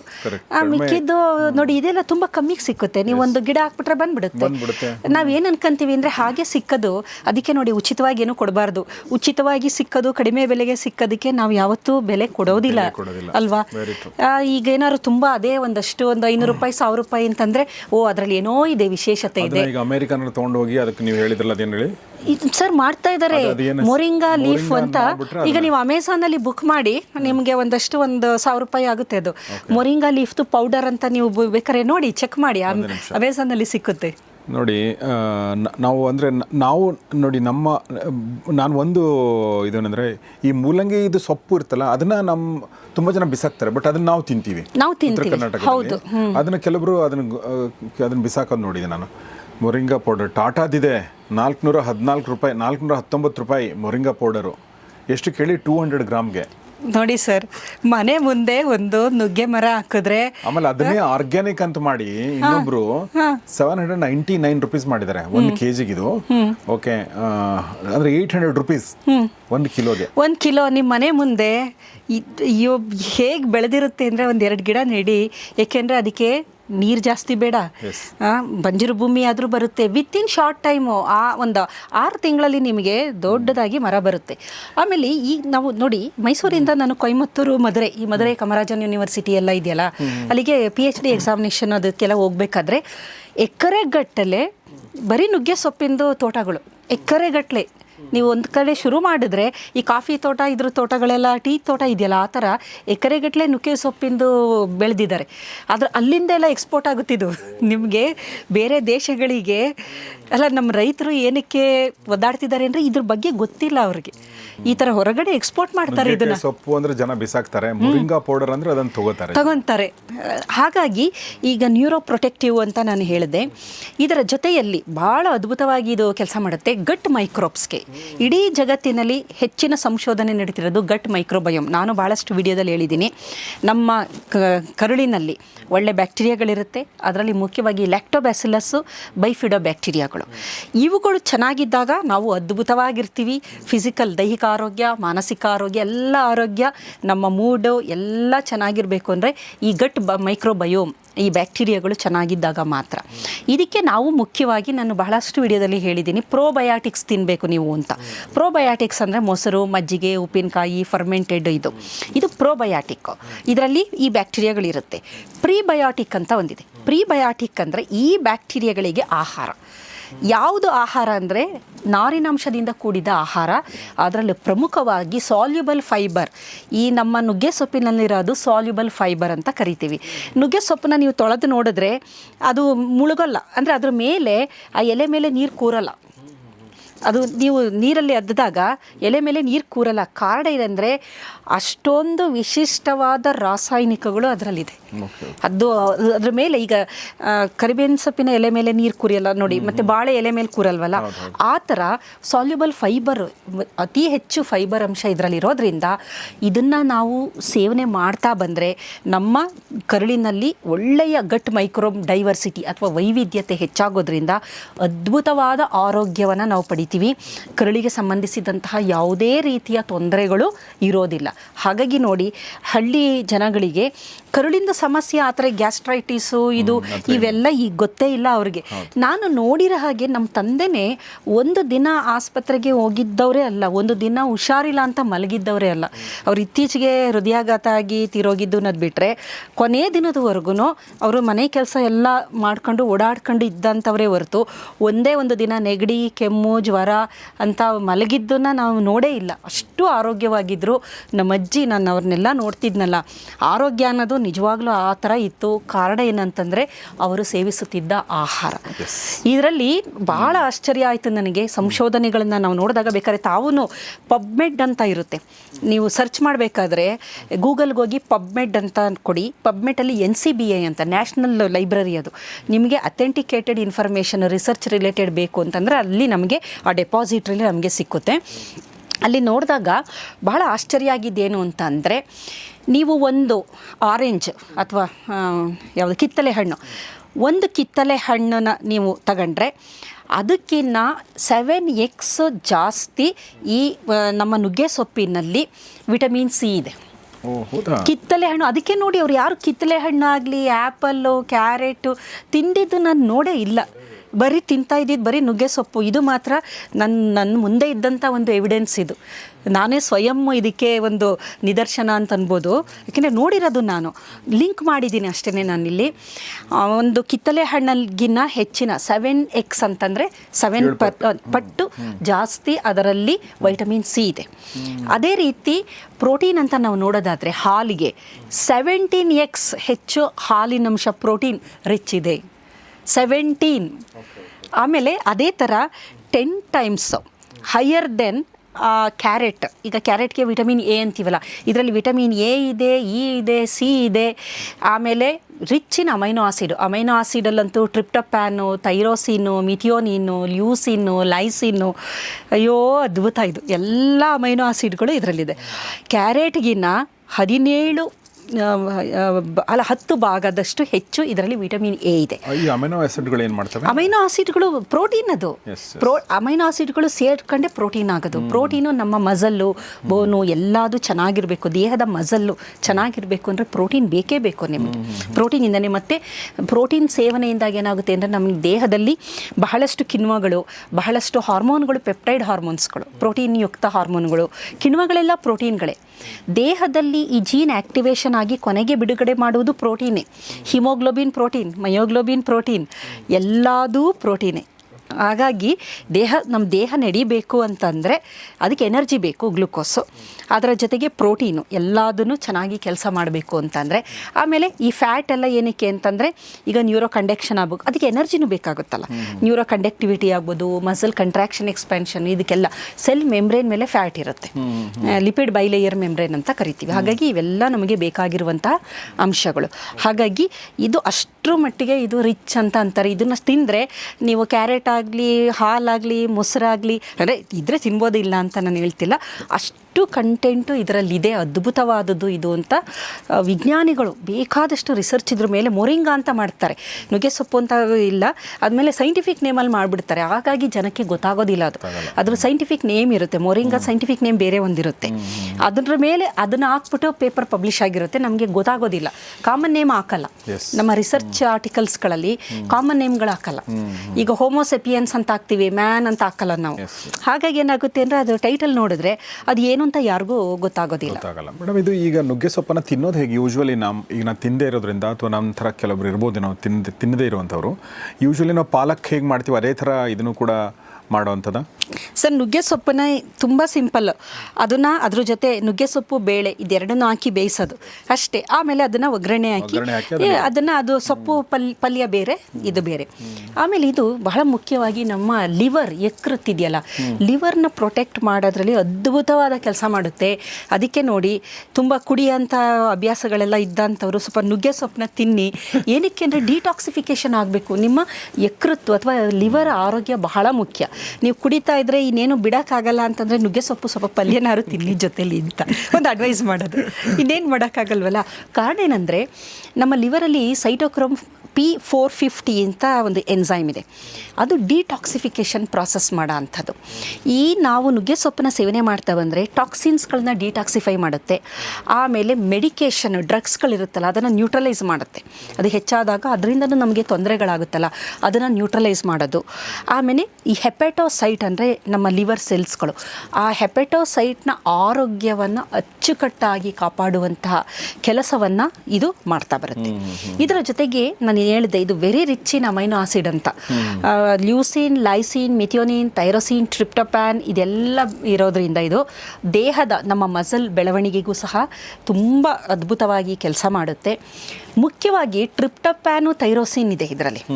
ಹಾಗಾಗಿ ಟ್ರಿಪ್ಟೋಪ್ಯಾನ್ ಇದೆಯಲ್ಲ, ಟ್ರಿಪ್ಟೋಪ್ಯಾನು ಸೆರೋಟೋನಿನ್ ಹಾರ್ಮೋನ್ಗೆ ಪ್ರಿಕರ್ಸರ್. ಅದು ಇದೆಲ್ಲ ಲಿಂಕ್ ಹೇಗಿದೆ ಅಂತಂದರೆ ಸೆರೋಟೋನಿನ್ ಹಾರ್ಮೋನ್ ಬಿಡುಗಡೆ ಮಾಡೋಕ್ಕೆ ಹೆಲ್ಪ್ ಮಾಡೋದು. ಅಂದರೆ ಪ್ರಿಕರ್ಸರ್ ಅಂದರೆ ಇದಿದ್ದರೆ ಅದರಿಂದ ಅದನ್ನು ಬಳಕೆ ಮಾಡಿಕೊಂಡು ಸೆರೋಟೋನಿನ್ ಹಾರ್ಮೋನನ್ನು ನಮ್ಮ ಗಟ್ಟಲ್ಲಿರುವ ಬ್ಯಾಕ್ಟೀರಿಯಾಗಳು, ಕರುಳಿನಲ್ಲಿರುವ ಬ್ಯಾಕ್ಟೀರಿಯಾಗಳು ನುಗ್ಗೆ ಸೊಪ್ಪು ತಿಂತೀವಲ್ಲ ಅದರಲ್ಲಿರುವ ಟ್ರಿಪ್ಟೋಪ್ಯಾನ್ನ ತಗೊಂಡು ಅದನ್ನೇನು ಮಾಡುತ್ತೆ, ಸೆರೋಟೋನಿನ್ ಆಗಿ ಕನ್ವರ್ಟ್ ಮಾಡುತ್ತೆ. Serotonin is a mood hormone. ಭಾಳಷ್ಟು ವಿಡಿಯೋದಲ್ಲಿ ನಾನು ಹೇಳಿದ್ದೀನಿ. ನಮ್ಮ ಮೂಡೆಲ್ಲ ಚೆನ್ನಾಗಿರಬೇಕು ಅನ್ನೋದಾದರೆ, ಮೂಡ್ ಸ್ಟೆಬಿಲೈಸರು ನಮಗೆ ಟ್ರಿಪ್ಟೋಪ್ಯಾನು ನಮ್ಮ ಆಹಾರದಲ್ಲಿರಬೇಕು. ಆಹಾರದಲ್ಲಿದ್ದಾಗ ಅದಕ್ಕೆ ಫೈಬರ್ ಡಯೆಟಲ್ಲಿ ಟ್ರಿಪ್ಟೋಪ್ಯಾನ್ ಇರುತ್ತೆ. ಇದರಲ್ಲಿ ನೋಡಿ, ಫೈಬರ್ ಡಯೆಟ್, ಸಾಲ್ಯುಬಲ್ ಫೈಬರ್ ಅಂತ ನಾನು ಹೇಳಿದೆ, ಅದನ್ನು ಈ ಬ್ಯಾಕ್ಟೀರಿಯಾಗಳು ಬಳಕೆ ಮಾಡಿಕೊಂಡು ಸೆರೋಟೋನಿನ್ನ ಬಿಡುಗಡೆ ಮಾಡುತ್ತೆ. ಸೊ ಸೆರೋಟೋನಿನ್ ಚೆನ್ನಾಗಿದ್ದಾಗ ನಮ್ಮ ಆರೋಗ್ಯ ಅದಕ್ಕೆ ಪೂರಕವಾಗಿ ಚೆನ್ನಾಗಿರುತ್ತೆ. ಇನ್ನೊಂದು ಅದ್ಭುತವಾದ ಸಂಗತಿ, ಈ ಒಂದು ನುಗ್ಗೆ ಸೊಪ್ಪಲ್ಲಿ ಐಸೋಥಯೋಸಯನೇಟ್ ಅಂತ ಒಂದು ರಾಸಾಯನಿಕ ಇದೆ. ಅದು ಆ್ಯಂಟಿ ಕ್ಯಾನ್ಸರಸ್ ಏಜೆಂಟ್. ಅದು ಐಸೋಥಯೋಸೈನೇಟ್, ಡೈಟಯೋಥಯಾನ್ ಇವೆಲ್ಲ ಇದೆಯಲ್ಲ ಆ್ಯಂಟಿ ಕ್ಯಾನ್ಸರಸ್ ಏಜೆಂಟ್. ಬಹಳಷ್ಟು ಡ್ರಗ್ಸ್ಗಳು ಈಗ ಕ್ಯಾನ್ಸರ್ಗೆ ನಾವು ಕೆಲವೊಂದು ಇದನ್ನು ಕೊಡ್ತೀವಿ, ಔಷಧಿಗಳನ್ನ ಕೊಡ್ತೀವಿ. ಈ ವಿಂಕಾರೋಸಿಯಾದಿಂದನೇ ಎಕ್ಸ್ಟ್ರಾಕ್ಟ್ ಮಾಡಿರ್ತಾರೆ. ವಿನ್ಬ್ಲಾಸ್ಟಿನ್, ವಿನ್ಕ್ರಿಸ್ಟಿನ್, ವಿನ್ಡೆಸಿನ್ ಅಂತ ಎಲ್ಲ ಕೆಮಿಕಲ್ಗಳನ್ನು ಎಕ್ಸ್ಟ್ರಾಕ್ಟ್ ಮಾಡಿರ್ತಾರೆ. ವಿಂಕಾರೋಸಿಯಾ ಅಂತ ನೀವು ನೋಡಿರ್ಬೋದು, ಅದೊಂದು ಪಿಂಕ್ ಕಲರ್ ಹೂ ಬಿಡುತ್ತಲ್ಲ ಸರ್, ಬಸವನ ಹೂವು ಅಂತನೋ ಏನೋ ಅಂತೀವಿ, ಪಿಂಕ್ ಕಲರ್ ವಿಂಕಾರೋಸಿಯಾ ಅಂತೀವಿ.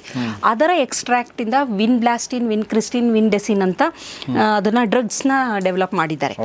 ಅದೇ ರೀತಿ ಇದರಲ್ಲಿರುವಂತಹ ಐಸೋಥಯೋಸಯನೇಟ್ ಇದೆಯಲ್ಲ, ಇದು ಕ್ಯಾನ್ಸರ್ನ ತಡೆಗಟ್ಟು, ಅಂದರೆ ಕ್ಯಾನ್ಸರ್ ಬಂದ ಮೇಲೆ ಕ್ಯೂರ್ ಆಗುತ್ತೆ ಅಂತ ನಾನು ಹೇಳ್ತಾ ಇಲ್ಲ, ಕ್ಯಾನ್ಸರ್ ಬರದಿದ್ದ ಹಾಗೆ ತಡೆಗಟ್ಟಲು ಬಹಳ ಪ್ರಮುಖವಾದ ಪಾತ್ರವನ್ನು ವಹಿಸುತ್ತೆ. ಯಾವ ರೀತಿ ಅಂತಂದರೆ, ನಮ್ಮ ದೇಹದಲ್ಲಿ ಒಂದು ಅಪೋಪ್ಟಾಸಿಸ್ ಅಂತ ಒಂದು ರಾಸಾಯನಿಕ ಕ್ರಿಯೆ ನಡೆಯುತ್ತೆ. ಅಪೋಪ್ಟಾಸಿಸ್ ಅಂದರೆ ಯಾವ ಜೀವಕೋಶ ಹಾಳಾಗಿದೆ ಅದನ್ನು ದೇಹ ತೆಗೆದಾಕಂಥದ್ದು. ಅದನ್ನು ಅಪಾಪ್ಟಾಸಿಸ್ ಅಥವಾ ಸೆಲ್ಯುಲಾರ್ ಸ್ಯೂಸೈಡ್, ಅದೇ ಜೀವಕೋಶಗಳು ಸಾಯುತ್ತೆ ಆ ಥರ. ಅದು ಅಂದರೆ ಅದು ಯಾವುದಕ್ಕೂ ತೊಂದರೆ ಮಾಡದಿದ್ದಾಗೆ ಹಾಗೆ ಸತ್ತೋಗೋಂಥದ್ದು. ಆ ಥರದ ಕ್ರಿಯೆಯನ್ನು ಐಸೋಥಯೋಸಯನೇಟು ಇಂಡ್ಯೂಸ್ ಮಾಡ್ತಾ ಬರುತ್ತೆ. ಅದರ ಜೊತೆಯಲ್ಲಿ ಒಂದು ಟ್ಯೂಮರ್ ಸಪ್ರೆಸರ್ ಜೀನ್ಸ್ ಅಂತ ಇದೆ ನಮ್ಮ ದೇಹದಲ್ಲಿ, BRCA1, BRCA2, NF1, retinoblastoma tumour suppressor gene, ಇವೆಲ್ಲ ಟ್ಯೂಮರ್ನ ಆಗದೆ ಇದ್ದ ಹಾಗೆ ತಡೆಗಟ್ಟುವಂತಹ ಜೀನ್ಸ್ಗಳು. ಈ ಜೀನ್ಸ್ಗಳನ್ನ ಆ್ಯಕ್ಟಿವೇಟ್ ಮಾಡ್ತಾ ಬರುತ್ತೆ. ಅಂದರೆ ಎಲ್ಲರ ದೇಹದಲ್ಲೂ ಎಲ್ಲೋ ಒಂದೊಂದು ಸ್ವಲ್ಪ ಈ ಒಂದು ಕ್ಯಾನ್ಸರ್ ಜೀವಕೋಶಗಳು ಆರಂಭ ಆಗಿರಬಹುದು. ಅಂಥ ಸಂದರ್ಭದಲ್ಲಿ ಅಂದರೆ ಪೂರ್ತಿ ಕ್ಯಾನ್ಸರ್ ಆಗಿರೋದಿಲ್ಲ, ಕೆಲವೊಂದು ಜೀವಕೋಶಗಳು ಇರಬಹುದು. ಆದರೆ ಅಂತಹ ಸಂದರ್ಭದಲ್ಲಿ ನಾವು ನಮ್ಮ ದಿನನಿತ್ಯದ ಆಹಾರದಲ್ಲಿ, ನನ್ನ ಕೇಳೋದಾದರೆ ವಾರದಲ್ಲಿ 3 ದಿನನೂ ತಿನ್ಬೋದು ಅಂತ. ಮೊದಲೆಲ್ಲ ಹಳ್ಳಿ ಜನ ಪ್ರತಿನಿತ್ಯ ತಿಂತಾಯಿದ್ರು. ಅಟ್ಲೀಸ್ಟ್ ಆಗಲ್ಲ ಅಂತಂದರೆ ವಾರದಲ್ಲಿ 2 ದಿನ 3 ದಿನ ಒಂದು ಸಾಂಬಾರು ಅಂದರೆ ಉಪ್ಸಾರು ಅಂತಲೇ ಮಾಡೋದು, ಅಥವಾ ಪಲ್ಯಗಳು ಮಾಡ್ಕೋಬೋದು. ಈ ನಾನ್ ವೆಜಿಟೇರಿಯನ್ ಮೊಟ್ಟೆ ಎಲ್ಲ ಹಾಕಿ ಪಲ್ಯ ಮಾಡ್ಬೋದು, ತುಂಬ ಚೆನ್ನಾಗಿರುತ್ತೆ ಅದು. ನುಗ್ಗೆ ಸೊಪ್ಪಿಗೆ ಮೊಟ್ಟೆ ಹಾಕಿ ಮೊಟ್ಟೆ ಪಲ್ಯ ಅಂತ ಮಾಡ್ತಾರಲ್ಲ, ಎಗ್ ಬುರ್ಜಿ ಅಂದರೆ ಅರ್ಥ ಆಗುತ್ತೆ ಎಲ್ಲರಿಗೂ. ಎಗ್ ಬುರ್ಜಿಗೆ ನುಗ್ಗೆ ಸೊಪ್ಪು, ನುಗ್ಗೆ ಹೂವು ಎಲ್ಲ ಹಾಕೊಂಡು ಮಾಡಿದ್ರೆ ಅದ್ಭುತವಾಗಿರುತ್ತೆ. ನುಗ್ಗೆ ಹೂವು ಕೂಡ ತಿನ್ಬೋದು, ತುಂಬ ಚೆನ್ನಾಗಿರುತ್ತೆ, ತುಂಬ ಡಿಲಿಷಿಯಸ್ ಅದು ನುಗ್ಗೆ ಹೂವು. ಹಾಗಾಗಿ ಈ ಒಂದು ಕ್ಯಾನ್ಸರ್ನ ತಡೆಗಟ್ಟುವಲ್ಲಿ ಒಂದು ಭಾಳ ಪ್ರಮುಖವಾದ ಪಾತ್ರವನ್ನು ವಹಿಸುತ್ತೆ.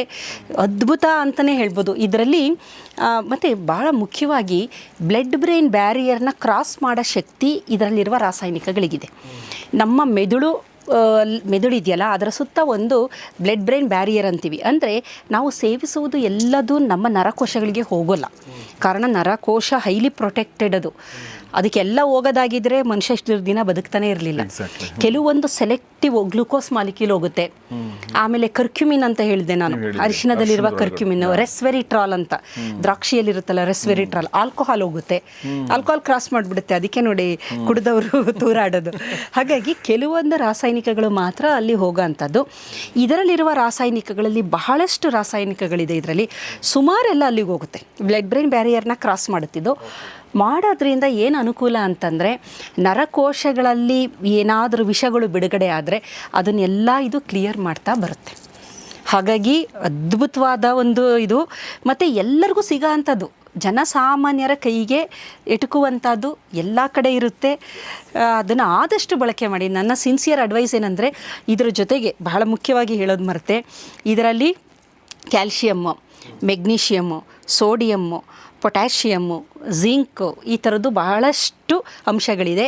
ಇದು ನಮಗೆ ಮುಖ್ಯವಾಗಿ ಐರನ್ ಅಂತಂದರೆ ಕಬ್ಬಿಣದ ಅಂಶ ಇದೆಯಲ್ಲ, ಅದು ಇರೋದ್ರಿಂದ ಅದೇನು ಮಾಡುತ್ತೆ ಅಂದರೆ ನಮ್ಮ ರಕ್ತ ಪರಿಚಲನೆ ಚೆನ್ನಾಗಾಗೋದಕ್ಕೆ ಸಹಾಯ ಮಾಡುತ್ತೆ. ಆಮೇಲೆ ಜಿಂಕ್ ಅಂತ ಇದೆಯಲ್ಲ, ಇವೆಲ್ಲ ಕೋಫ್ಯಾಕ್ಟರ್ಸ್ಗಳಾಗಿ, ಅಂದರೆ ಈ ದೇಹದಲ್ಲಿ ಏನೋ ಒಂದು ಕ್ರಿಯೆ ನಡಿಬೇಕಾದ್ರೆ ಇವೆಲ್ಲ ಬೇಕಾಗಿರೋ ಅಂಥದ್ದು. ಹಾಗಾಗಿ ಏನಾಗುತ್ತೆ, ಇವುಗಳೆಲ್ಲ DNA ಸಿಂಥಸಿಸು, ಪ್ರೋಟೀನ್ ಸಿಂಥಸಿಸು, ATP ಸಿಂಥಸಿಸು, ಇದೆಲ್ಲದಕ್ಕೂ ಕೋಫ್ಯಾಕ್ಟರ್ಸ್ಗಳು ಎಷ್ಟು ಅಗಾಧ ಪ್ರಮಾಣದಲ್ಲಿ ಇದೆ ಅಂದರೆ ಇದರಲ್ಲಿ ನಿಜವಾಗ್ಲೂ ಈ ಗರ್ಭಿಣಿಯರಾಗ್ಬೋದು, ಅಥವಾ ಒಂದು ತಾಯಿಯಂದರು, ಹಾಲು ನೀಡೋ ತಾಯಿಯಂದಿರಾಗ್ಬೋದು, ಮಕ್ಕಳು ಬೆಳೆಯೋ ಮಕ್ಕಳು ಎಲ್ಲರೂ ಬಳಕೆ ಮಾಡ್ಬೋದು. ಓಕೆ, ಎಲ್ಲರಿಗೂ ಅದು ತುಂಬ ಒಳ್ಳೆಯದನ್ನು ಮಾತನ್ನು ಹೇಳಿದ್ದಾರೆ. ಆದರೆ ಮಕ್ಕಳಿಗೆ ವಿಶೇಷವಾಗಿ ಯಾಕೆ ಇದು ತುಂಬ ಹೆಲ್ಪ್ಫುಲ್ ಅನ್ನೋದನ್ನು ನಾನೀಗ ಕೇಳೋಕ್ಕೆ ಇಷ್ಟಪಡ್ತೀನಿ. ಸೊ ನುಗ್ಗೆ ಸೊಪ್ಪು ಮಕ್ಕಳಿಗೆ ಹೇಗೆ ಹೆಲ್ಪ್ಫುಲ್ ಆಗಿರುತ್ತೆ? ಮಕ್ಕಳಂದರೆ ಯಾವ ವಯಸ್ಸಿನ ಮಕ್ಕಳಿಗೆ? ಸರ್, ಈಗ ಮಕ್ಕಳಿಗೆ ನಾವು ಪೌಷ್ಟಿಕದಾಯಕ ಆಹಾರವನ್ನು ಕೊಡಬೇಕು. ಈಗಿನ ಮಕ್ಕಳು ಈಗ 2010 ಇಂದ 2025 ಏನು ಮಕ್ಕಳಿದ್ದಾರೆ ಅವರನ್ನು ಜನರೇಷನ್ ಆಲ್ಫಾ ಅಂತ ಕರಿತೀವಿ ನಾವು. ನನ್ನ ಮಗನು ಅದರಲ್ಲೇ ಬರ್ತಾರೆ, ಆಲ್ಫಾ ಜನರೇಷನ್ನು.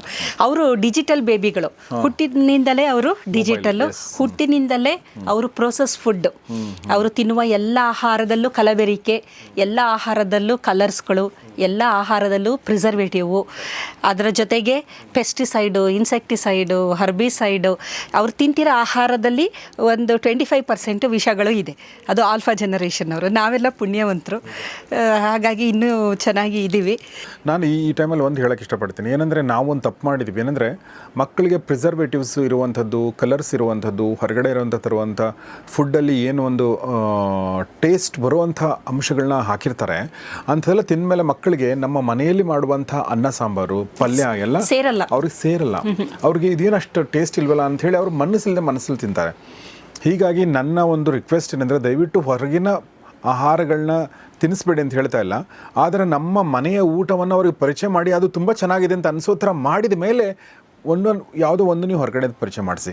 ಇದು ಇನ್ನೂ ಅವ್ರಿಗೆ ಅರ್ಥನೇ ಆಗಿಲ್ಲ ಈ ಊಟ ಏನು ಅಂತ ಹೇಳಿ ಹೊರಗಡೆ ಬಂದ್ಬಿಡ್ತು ಅವ್ರಿಗೆ. ಅದು ಅಷ್ಟು ನೋಡೋಕ್ಕೂ ಚೆನ್ನಾಗಿದೆ, ಬಾಯಿಗೂ ರುಚಿ ಚೆನ್ನಾಗಿದೆ. ಹೌದು. ಸೊ ಅವ್ರಿಗೆ ಅದು ಇದು ಏನಂದ್ರೆ ಅನಿವಾರ್ಯವಾಗಿ ತಿಂತಾರೆ, ಅದನ್ನ ಅವ್ರು ತುಂಬಾ ಇಷ್ಟಪಡ್ತಾರೆ. ಹಂಗಾಗ್ಬಿಟ್ಟು ಈಗ ನೀವು ಹೇಳ್ದಾಗೆ ಟೇಸ್ಟ್ ಪೌಡರ್ ಇರುತ್ತಲ್ಲ, ಒಂದು ಸಲ ನಾಲಿಗೆಗೆ ಆ ರುಚಿ ಹೋದ ಮೇಲೆ ಮನೆ ಊಟ ಸೇರೋದಿಲ್ಲ. ಮತ್ತು ಅದು ಆ ಕಲರ್ಗಳು ಜಾಸ್ತಿ ಹಾಕಿರೋದ್ರಿಂದ ಕಣ್ಣಿಗೆ ಇದೆಲ್ಲ ಯಾವ ಥರ ಆಹಾರ ಅಂದರೆ ಸ್ಮೆಲ್ ಚೆನ್ನಾಗಿರಬೇಕು, ಕಣ್ಣಿಗೆ ನೋಡೋಕ್ಕೆ ಪ್ಲೆಸೆಂಟು ಅಟ್ರ್ಯಾಕ್ಷನ್ ಆಗಿರಬೇಕು, ಮತ್ತು ನಾಲಿಗೆಗೆ ರುಚಿ ಇರಬೇಕು. ಈಗ ಮನೇಲಿ ಮಾಡೋದ್ರಲ್ಲಿ ನಾವು ಗಾರ್ನಿಷ್ ಮಾಡಿ ಅಲಂಕಾರ ಮಾಡಿ ಮಾಡೋಕ್ಕಾಗೋದಿಲ್ಲ, ಟೇಸ್ಟ್ ಪೌಡರ್ ಹಾಕೋದಿಲ್ಲ, ಹಾಗೆ ಕಲರ್ಸ್ಗಳು ಹಾಕೋದಿಲ್ಲ. ಹಾಗಾಗಿ ಅದು ನೋಡೋಕ್ಕೆ ಅಷ್ಟು ಅಟ್ರಾಕ್ಟಿವ್ ಆಗದೆ ಹೋದ್ರು, ಆದರೆ ಆರೋಗ್ಯದ ದೃಷ್ಟಿಯಿಂದ ಅದು ಒಂದು ಒಳ್ಳೆಯದು ಅಂತ ಹೇಳ್ಬೋದು. ಒಳ್ಳೆಯದು, ಮತ್ತು ಅದು ರುಚಿ ಕೂಡ ಇರುತ್ತೆ. ಬಟ್ ಆ ರುಚಿ ಅರ್ಥ ಆಗಿನ ಮುಂಚೆ ಆ ರುಚಿ ನೋಡ್ಬಿಟ್ಟಿರ್ತಾರೆ. ಹಿಂಗಾಗಿ ಅದು ನಮ್ಗೆ ಇದೇ ಇಷ್ಟ ಆಗುತ್ತೆ. ಹೌದು ಹೌದು. ಬಿಕಾಸ್ ನಾವು ಅದನ್ನೇ ತಿನ್ಕೊಂಡು ಬೆಳೆದಿದ್ದೀವಿ, ಅವ್ರು ಅದನ್ನೇ ತಿನ್ಕೊಂಡು ಬೆಳೆದ್ಬಿಟ್ರೆ ಅವ್ರ ಸ್ಟಾಪಲ್ ಫುಡ್ ಅದೇ ಆಗ್ಬಿಡುತ್ತೆ. ಹೌದು. ಸೊ ಆ ಮಿಸ್ಟೇಕ್ ಮಾಡೋದು ಬೇಡ ಅಂತ ಹೇಳ್ತಾರೆ. ಈಗ ಮೊದಲನೇದಾಗಿ ಮಕ್ಕಳಿಗೆ ಈ ನುಗ್ಗೆ ಸೊಪ್ಪು ಮಕ್ಕಳಿಗಂತೂ ಕೊಡಲೇಬೇಕು. ನೀವು ನಾನು ಹೇಳಿದೆ ಟಾಪ್ 3 ಯಾವುದು ಈ ಒಂದು ಸೊಪ್ಪುಗಳು ಅಂತ ಬಂದರೆ ಫಸ್ಟ್ ನುಗ್ಗೆ ಸೊಪ್ಪೆ ಸ್ಟ್ಯಾಂಡ್ ಆಗುತ್ತೆ. ಎರಡನೇದು ಪಾಲಕ್ ಸೊಪ್ಪು, ಕರಿಬೇವಿನ ಸೊಪ್ಪು. ಎಲ್ಲೋ ಒಂದಲ್ಲ ಒಂದು ಕಡೆ ಈ ಮೂರನ್ನು ಬಳಕೆ ಮಾಡಿ ಪ್ರತಿದಿನ ಅವ್ರು ತೆಗೆದಾಕಿದ್ರೂ ಪರವಾಗಿಲ್ಲ. ಕರಿಬೇವಿನ ಸೊಪ್ಪಿನ ಒಗ್ಗರಣೆ ಹಾಕಿ, ಪಾಲಕ್ ಸೊಪ್ಪಿಂದು ಚಪಾತಿ ಮಾಡಬೇಕಾದ್ರೆ ಅದರಲ್ಲಿ ಬಳಕೆ, ಒಂದು ಏನೋ ಒಂದು ಪಲ್ಯನೋ ಕರಿ ಏನೋ ಮಾಡಬೇಕಾದ್ರೆ ಪಾಲಕ್ ಸೊಪ್ಪು ಯಥೇಚ್ಛವಾಗಿ ಫೋಲೇಟ್ ಇರುತ್ತೆ, ತುಂಬ ಫೋಲಿಕ್ ಆ್ಯಸಿಡ್, ತುಂಬ rich in folic acid. Folic acid ಇದ್ದಾಗ ಏನಾಗುತ್ತೆ ಅಂದರೆ ನಮ್ಮ DNA ಸಿಂಥಸಿಸ್ಗೆ ಬಹಳ ಮುಖ್ಯವಾಗಿ ಬೇಕಾಗಿರುವಂಥ ಪ್ರಿಕರ್ಸರ್ಗಳು ಏನಿರುತ್ತೆ ಪ್ಯೂರಿನ್ ಪಿರಮಿಡಿನ್ ಸಿಂಥಸಿಸ್ಗೆ ಆ ಫೋಲೇಟ್ ಅಂತೀವಿ, ಫೋಲೇಟ್ ಮೆಟಬಾಲಿಸಮ್ ಅಂತೀವಿ. ಫೋಲೇಟ್ ಇದ್ದಾಗ ಮಾತ್ರ ಪ್ಯೂರಿನ್ ಪಿರಮಿಡಿನ್ ಬಿಡುಗಡೆಯಾಗಿ DNA ಉತ್ಪಾದನೆ ಆಗೋದು. ಅದಕ್ಕೆ ಅದು ಬಹಳ ಮುಖ್ಯ. ಅದರ ಜೊತೆಯಲ್ಲಿ ಟಾಪ್ ಫಸ್ಟಲ್ಲಿರೋದು ನುಗ್ಗೆ ಸೊಪ್ಪು. ನುಗ್ಗೆ ಸೊಪ್ಪಲ್ಲಿ ಎಸೆನ್ಷಿಯಲ್ ಅಮೈನೋ ಆಸಿಡ್ಗಳು ಅಂತ ಅಂದರೆ ಅದು ಹೊರಗಡೆಯಿಂದ ನಾವು ದೇಹಕ್ಕೆ ನಮಗೆ ಬೇಕಾಗಿರೋದು. ನಾನ್ ಎಸೆನ್ಷಿಯಲ್ ಅಮೈನೋ ಆಸಿಡ್ ಅಂತಿದೆ, ಅದು ದೇಹನೇ ಬಿಡುಗಡೆ ಮಾಡೋ ಅಂಥದ್ದು. ಹಾಗಾಗಿ essential amino acid leucine, lysine, isoleucine, methionine, tyrosine, tryptophan, ಒಂದು ದೊಡ್ಡ ಲಿಸ್ಟ್ ಇದೆ. ಅಷ್ಟೂ ಈ ನುಗ್ಗೆ ಸೊಪ್ಪಲ್ಲಿ ಇದೆ. ಹಾಗಾಗಿ ಬೆಳೆಯುವ ಮಕ್ಕಳಿಗೆ ಬೇಕಾಗಿರುವಂತಹದ್ದು ಪ್ರೋಟೀನ್. ಅವರ ಮಸಲ್ಗಳು ಚೆನ್ನಾಗಿ ಬೆಳವಣಿಗೆ ಆಗಬೇಕು, ಸ್ನಾಯುಗಳು ಗಟ್ಟಿಯಾಗಬೇಕು, ಚೆನ್ನಾಗಿ ಬೆಳವಣಿಗೆ ಆಗಬೇಕು, ಅವ್ರು ಎತ್ತರ ಆಗಬೇಕು, ಅಂದರೆ ಸ್ಟ್ರಾಂಗ್ ಆಗಿರಬೇಕು ಮಕ್ಕಳಿಗೆ. ಹಾಗಾಗಿ ಪ್ರೋಟೀನ್ ಹಾಲು ಏನಕ್ಕೆ ಕೊಡ್ತೀವಿ ಬೆಳೆ ಮಕ್ಕಳಿಗೆ ಅಂತಂದರೆ ಅವರ ಸ್ನಾಯುಗಳು ಗಟ್ಟಿಯಾಗಬೇಕು, ಕ್ಯಾಲ್ಶಿಯಂ ಬೇಕು, ಮೂಳೆಗಳು ಗಟ್ಟಿಯಾಗಿರಬೇಕು. ಈ ಎಲ್ಲ ಕಾರಣಕ್ಕೆ ನಾವು ಬೆಳೆಯುವ ಮಕ್ಕಳಿಗೆ ಹಾಲು, ಮೊಟ್ಟೆ ಈ ಥರದ್ದು ಅಂದರೆ ಪ್ರೋಟೀನ್ ಯುಕ್ತ ಸ್ಪ್ರೌಟ್ಗಳು, ಮೊಳಕೆ ಕಾಳುಗಳು ಇದೆಲ್ಲ ಕೊಡ್ತೀವಿ. ಇದೆಲ್ಲ ಹೆಚ್ಚಾಗಿರೋ ಅಂಥದ್ದು ನುಗ್ಗೆ ಸೊಪ್ಪು. ಹಾಗಾಗಿ ಇದೆಲ್ಲ ನೀವು ಕೊಡಬೇಡಿ ಅಂತ ನಾನು ಹೇಳ್ತಾ ಇಲ್ಲ. ಅದರ ಜೊತೆಗೆ ವಾರದಲ್ಲಿ ಬೆಳೆಯುವ ಮಕ್ಕಳಾದರೆ ನಾನು ಹೇಳಿದೆ ಮೊಟ್ಟೆ ಪಲ್ಯ ಮಾಡಿಕೊಡ್ಬೋದು, ಬೇಕಾದಷ್ಟು ಥರ ನೀವು ಅದನ್ನು ಟ್ರೈ ಮಾಡ್ಬೋದು. ವೆರೈಟಿ ಮಾಡ್ಬೋದು, ಬೇಳೆ ಹಾಕಿ ಮಾಡ್ಬೋದು, ತುಂಬ ಚೆನ್ನಾಗಿರುತ್ತೆ. ಇದು ಪಾಲಕ್ಗಿನ್ನ ಸ್ವಲ್ಪ ಗಟ್ಟಿ ಇರೋದ್ರಿಂದ ಪಲ್ಯ ತಿನ್ನಕ್ಕೆ ಚೆನ್ನಾಗಿರುತ್ತೆ. ಹಾಗಾಗಿ ಅದನ್ನು ಮಾಡಿಕೊಡ್ಬೋದು. ಬೇಕಾದಷ್ಟು ತರಾವರಿ ಇದೆ ಇದರಲ್ಲಿ ಡಿಶಸ್ ಮಾಡೋದು. ಹಾಗಾಗಿ ಅದನ್ನು ನಾವು ಮಾಡಿಕೊಡೋದ್ರಿಂದ ಏನಾಗುತ್ತೆ ಅಂದರೆ ಮೊದಲನೇದಾಗಿ ಅವರ ಮೆದುಳಿನ ಬೆಳವಣಿಗೆಗೆ ಅದ್ಭುತವಾಗಿ ಇದು ಕೆಲಸ ಮಾಡುತ್ತೆ. ಕಾರಣ ನಾನು ಹೇಳಿದೆ ಇದರಲ್ಲಿರುವ ರಾಸಾಯನಿಕಗಳು ಡೈರೆಕ್ಟಾಗಿ ಬ್ಲಡ್ ಬ್ರೈನ್ ಬ್ಯಾರಿಯರ್ನ ಕ್ರಾಸ್ ಮಾಡುತ್ತೆ. ಅದು ಬಹಳ ಮುಖ್ಯ. ಕರ್ಕ್ಯುಮಿನ್ನು, ರೆಸ್ವೆರಿಟ್ರಾಲು ಮತ್ತು ಈ ಒಂದು ನುಗ್ಗೆ ಸೊಪ್ಪಿನಲ್ಲಿರುವ ಕೆಲವು ರಾಸಾಯನಿಕಗಳು ಮಾತ್ರ ಬ್ಲಡ್ ಬ್ರೈನ್ ಬ್ಯಾರಿಯರ್ನ ಕ್ರಾಸ್ ಮಾಡುವಂಥ ಶಕ್ತಿ ಹೊಂದಿರೋದ್ರಿಂದ ಈ ಮಕ್ಕಳುಗಳು ನೋಡಿ ಹೊರಗಡೆ ತಿಂತಾರೆ, ಈ ಬೇಕ್ರಿ ಐಟಮ್ ತಿನ್ಬೋದು, ಬಿಸ್ಕೆಟ್ಸ್ ತಿನ್ಬೋದು, ಜಂಕ್ ಆಹಾರ ತಿನ್ಬೋದು. ಅವಾಗ ಏನಾಗುತ್ತೆ, ಮತ್ತು ಪ್ರೋಸೆಸ್ಡ್ ಫುಡ್ ಅಂತ ನಾನು ಹೇಳಿದೆ, ಮೈದಾದಿಂದ ಮಾಡಿದ್ದು ಅಥವಾ ಸಾಫ್ಟ್ ಡ್ರಿಂಕ್ಸು ಕುಡಿತಾರೆ ಅಂತ ಇಟ್ಕೊಳ್ಳಿ. ಈಗಿನ ಮಕ್ಕಳನ್ನ ನಾವು ತಡೆಯೋಕ್ಕಾಗೋದಿಲ್ಲ. ನಾವು ಎಷ್ಟೇ ಹೇಳಿದ್ರು ಎಲ್ಲೋ ಒಂದು ಕಡೆ ಅವರು ಅದನ್ನು ಸೇವನೆ ಮಾಡ್ತಾರೆ. ಸೊ ಮನೆಗೆ ಬಂದಾಗ ನೀವು ನುಗ್ಗೆ ಸೊಪ್ಪನ್ನ ಪಲ್ಯ ಮಾಡಿಕೊಡಿ. ನೀವು ಎಲ್ಲೋ ಒಂದು ಕಡೆ ಕಾಂಪನ್ಸೇಟ್ ಮಾಡಬೇಕು. ವಿಷಗಳು ಅಕ್ಯುಮಿಲೇಟ್ ಆಗ್ತಾ ಇದೆ, ಅದನ್ನು ನೀವು ಹೊರಗಡೆ ತೆಗಿಬೇಕಲ್ವಾ, ನಿರ್ವಿಷಯುಕ್ತ ಮಾಡಬೇಕಲ್ವಾ. ಯಾವ ದಾರಿ ಇದೆ? ಮನೇಲಿ ಮಾಡಿಕೊಡಿ, ಗಂಡನಿಗೂ ಮಾಡಿಕೊಡಿ. ಅವ್ರೇನೋ ಒಂದು ಸ್ವಲ್ಪ ಕುಡಿತಾ ಇದ್ದರೆ ಇದನ್ನು ಕೊಟ್ಟಾಗ ಅದರಲ್ಲಿರೋ ವಿಷವು ಹೋಗುತ್ತೆ. ಅಂದರೆ ಪೂರಕವಾಗಿ ಅದೇ ಅಂತಲ್ಲ, ಹೊರಗಡೆ ನಾವು ಏನೇ ಆಹಾರ ಸೇವನೆ ಮಾಡಿದ್ರು ಇದನ್ನು ಕಾಂಪನ್ಸೇಟ್ ಮಾಡಬಹುದು. ಮೆದುಳಿನ ಬೆಳವಣಿಗೆಗೆ ಬಹಳ ಪೂರಕ. ನ್ಯೂರೋಜೆನಿಸಿಸ್ಸು ತುಂಬ ಚೆನ್ನಾಗಾಗುತ್ತೆ. ನರಕೋಶಗಳು ನಾನು ಬಹಳಷ್ಟು ವಿಡಿಯೋಗಳಲ್ಲಿ ಹೇಳಿದ್ದೀನಿ. ಏನಂತಂದರೆ ಮೆದುಳಿನ ಬೆಳವಣಿಗೆ 21 ದಿನದಿಂದ ಆರಂಭವಾಗಿ 24 ವರ್ಷದವರೆಗೂ ನಡೆಯುತ್ತೆ. ಅದರಲ್ಲಿ 7 ವರ್ಷದವರೆಗೂ ಸತತವಾಗಿ 1 ಸೆಕೆಂಡಿಗೆ 7,000 ನ್ಯೂರಾನ್ಸ್ಗಳಷ್ಟು ಅಪ್ರಾಕ್ಸಿಮೇಟು ಬೆಳವಣಿಗೆ ಆಗ್ತಾ ಬರುತ್ತೆ. ಆಮೇಲೆ ಹದಿಹರೆಯದಲ್ಲೂ ಆಗ್ತಾ ಇರುತ್ತೆ.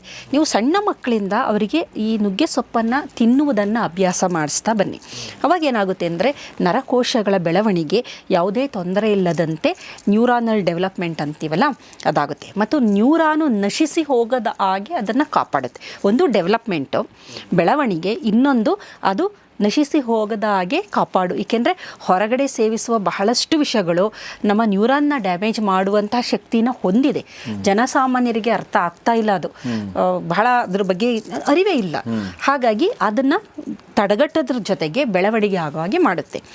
ಎರಡನೇದು ಸಿನಾಪ್ಸಿಸ್ ಅಂತ ಕರಿತೀವಿ. ಸಿನಾಪ್ಸಿಸ್ ಅಂತಂದರೆ ಒಂದು ನರಕೋಶಕ್ಕೂ ಇನ್ನೊಂದು ನರಕೋಶಕ್ಕೂ ಕನೆಕ್ಷನ್ನು.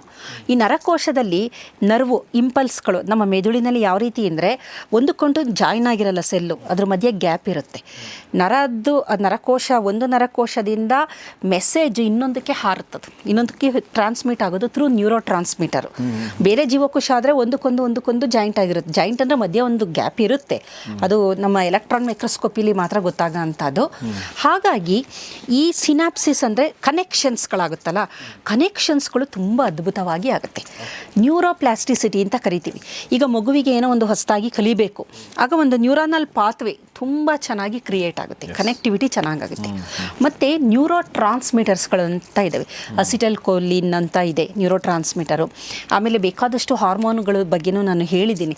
ಅದರಲ್ಲಿ ಎಂಡಾರ್ಫಿನ್ ಆಗಿರ್ಬೋದು, ಡೋಪಮೈನು ಬಹಳ ಮುಖ್ಯವಾದದ್ದು, ಸೆರೋಟೋನಿನ್ನು, ಡೋಪಮೈನು, ಇವೆಲ್ಲ ಹಾರ್ಮೋನ್ಗಳಿದೆಯಲ್ಲ, ಇವೆಲ್ಲ ಚೆನ್ನಾಗಿ ಬಿಡುಗಡೆ ಆಗಬೇಕು ಅಂತಂದರೆ ಇದರಲ್ಲಿರುವ ರಾಸಾಯನಿಕಗಳಿದೆಯಲ್ಲ ಅವೇನು ಮಾಡುತ್ತೆ, ಕೆಲವೊಂದು ಜೀನ್ಸ್ಗಳನ್ನ ಟ್ರಿಗರ್ ಮಾಡುತ್ತೆ. ಜೀನ್ಸ್ಗಳನ್ನ ಟ್ರಿಗರ್ ಮಾಡಿದಾಗ ಅವು ಚೆನ್ನಾಗಿ ಆ ಕೆಲವೊಂದು ಪ್ರೋಟೀನ್ಗಳನ್ನು ಬಿಡುಗಡೆ ಮಾಡೋ ಅಂಥದ್ದು. ಇದರ ಜೊತೆಯಲ್ಲಿ ನ್ಯೂರೋಟ್ರೋಪಿನ್ಸ್ಗಳಂತ ಕರಿತೀವಿ. ನ್ಯೂರೋಟ್ರೋಪಿನ್ ಅಂತಂದರೆ ನಾನು ಬಹಳಷ್ಟು ವಿಡಿಯೋದಲ್ಲಿ ಹೇಳಿದ್ದೀನಿ, BDNF ಅಂತ, ಬ್ರೈನ್ ಡಿರೈವ್ಡ್ ನ್ಯೂರೋಟ್ರೋಪಿಕ್ ಫ್ಯಾಕ್ಟರ್ ಅಂತ. ಆ ಥರದ್ದು ಬೇಕಾದಷ್ಟು ನ್ಯೂರೋಟ್ರೋಪಿನ್ಗಳಿದೆ. ನ್ಯೂರೋಟ್ರೋಪಿನ್ ಅಂದರೆ ಇವೆಲ್ಲ ಪೆಪ್ಟೈಡ್ಸ್ಗಳು, ಇವೆಲ್ಲ ಪ್ರೋಟೀನ್ಗಳು.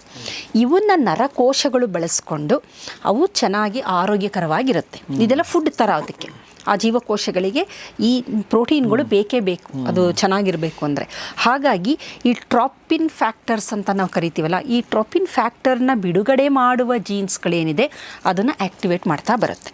ಹಾಗಾಗಿ ನ್ಯೂರೋಜೆನೆಸಿಸ್ಸು ಅಂದರೆ ನರಕೋಶಗಳ ಬೆಳವಣಿಗೆ ಅದು ಹಾಳಾಗದೇ ಇದ್ದಾಗೆ ತಡೆಗಟ್ಟೋದು, ಆಮೇಲೆ ಅಲ್ಲಿರುವಂಥ ಟಾಕ್ಸಿನ್ನ ಡಿಟಾಕ್ಸಿಫೈ ಮಾಡೋದು, ಅದರ ಮೇಲೆ ಕುಳಿತಿರುವಂತಹ ಹಾಳು ಮಾಡ್ತಿರುವಂಥ ವಿಷಗಳನ್ನು ನಿರ್ವಿಷಯುಕ್ತ ಮಾಡುವಂಥದ್ದು, ಸಿನಾಪ್ಸಿಸ್ನ ಕನೆಕ್ಟ್ ಮಾಡೋ ಅಂಥದ್ದು, ಇದರ ಜೊತೆಯಲ್ಲಿ ನ್ಯೂರೋ ಟ್ರಾನ್ಸ್ಮಿಟರ್ನ ಹೆಚ್ಚು ಬಿಡುಗಡೆ ಮಾಡೋಂತಹದ್ದು.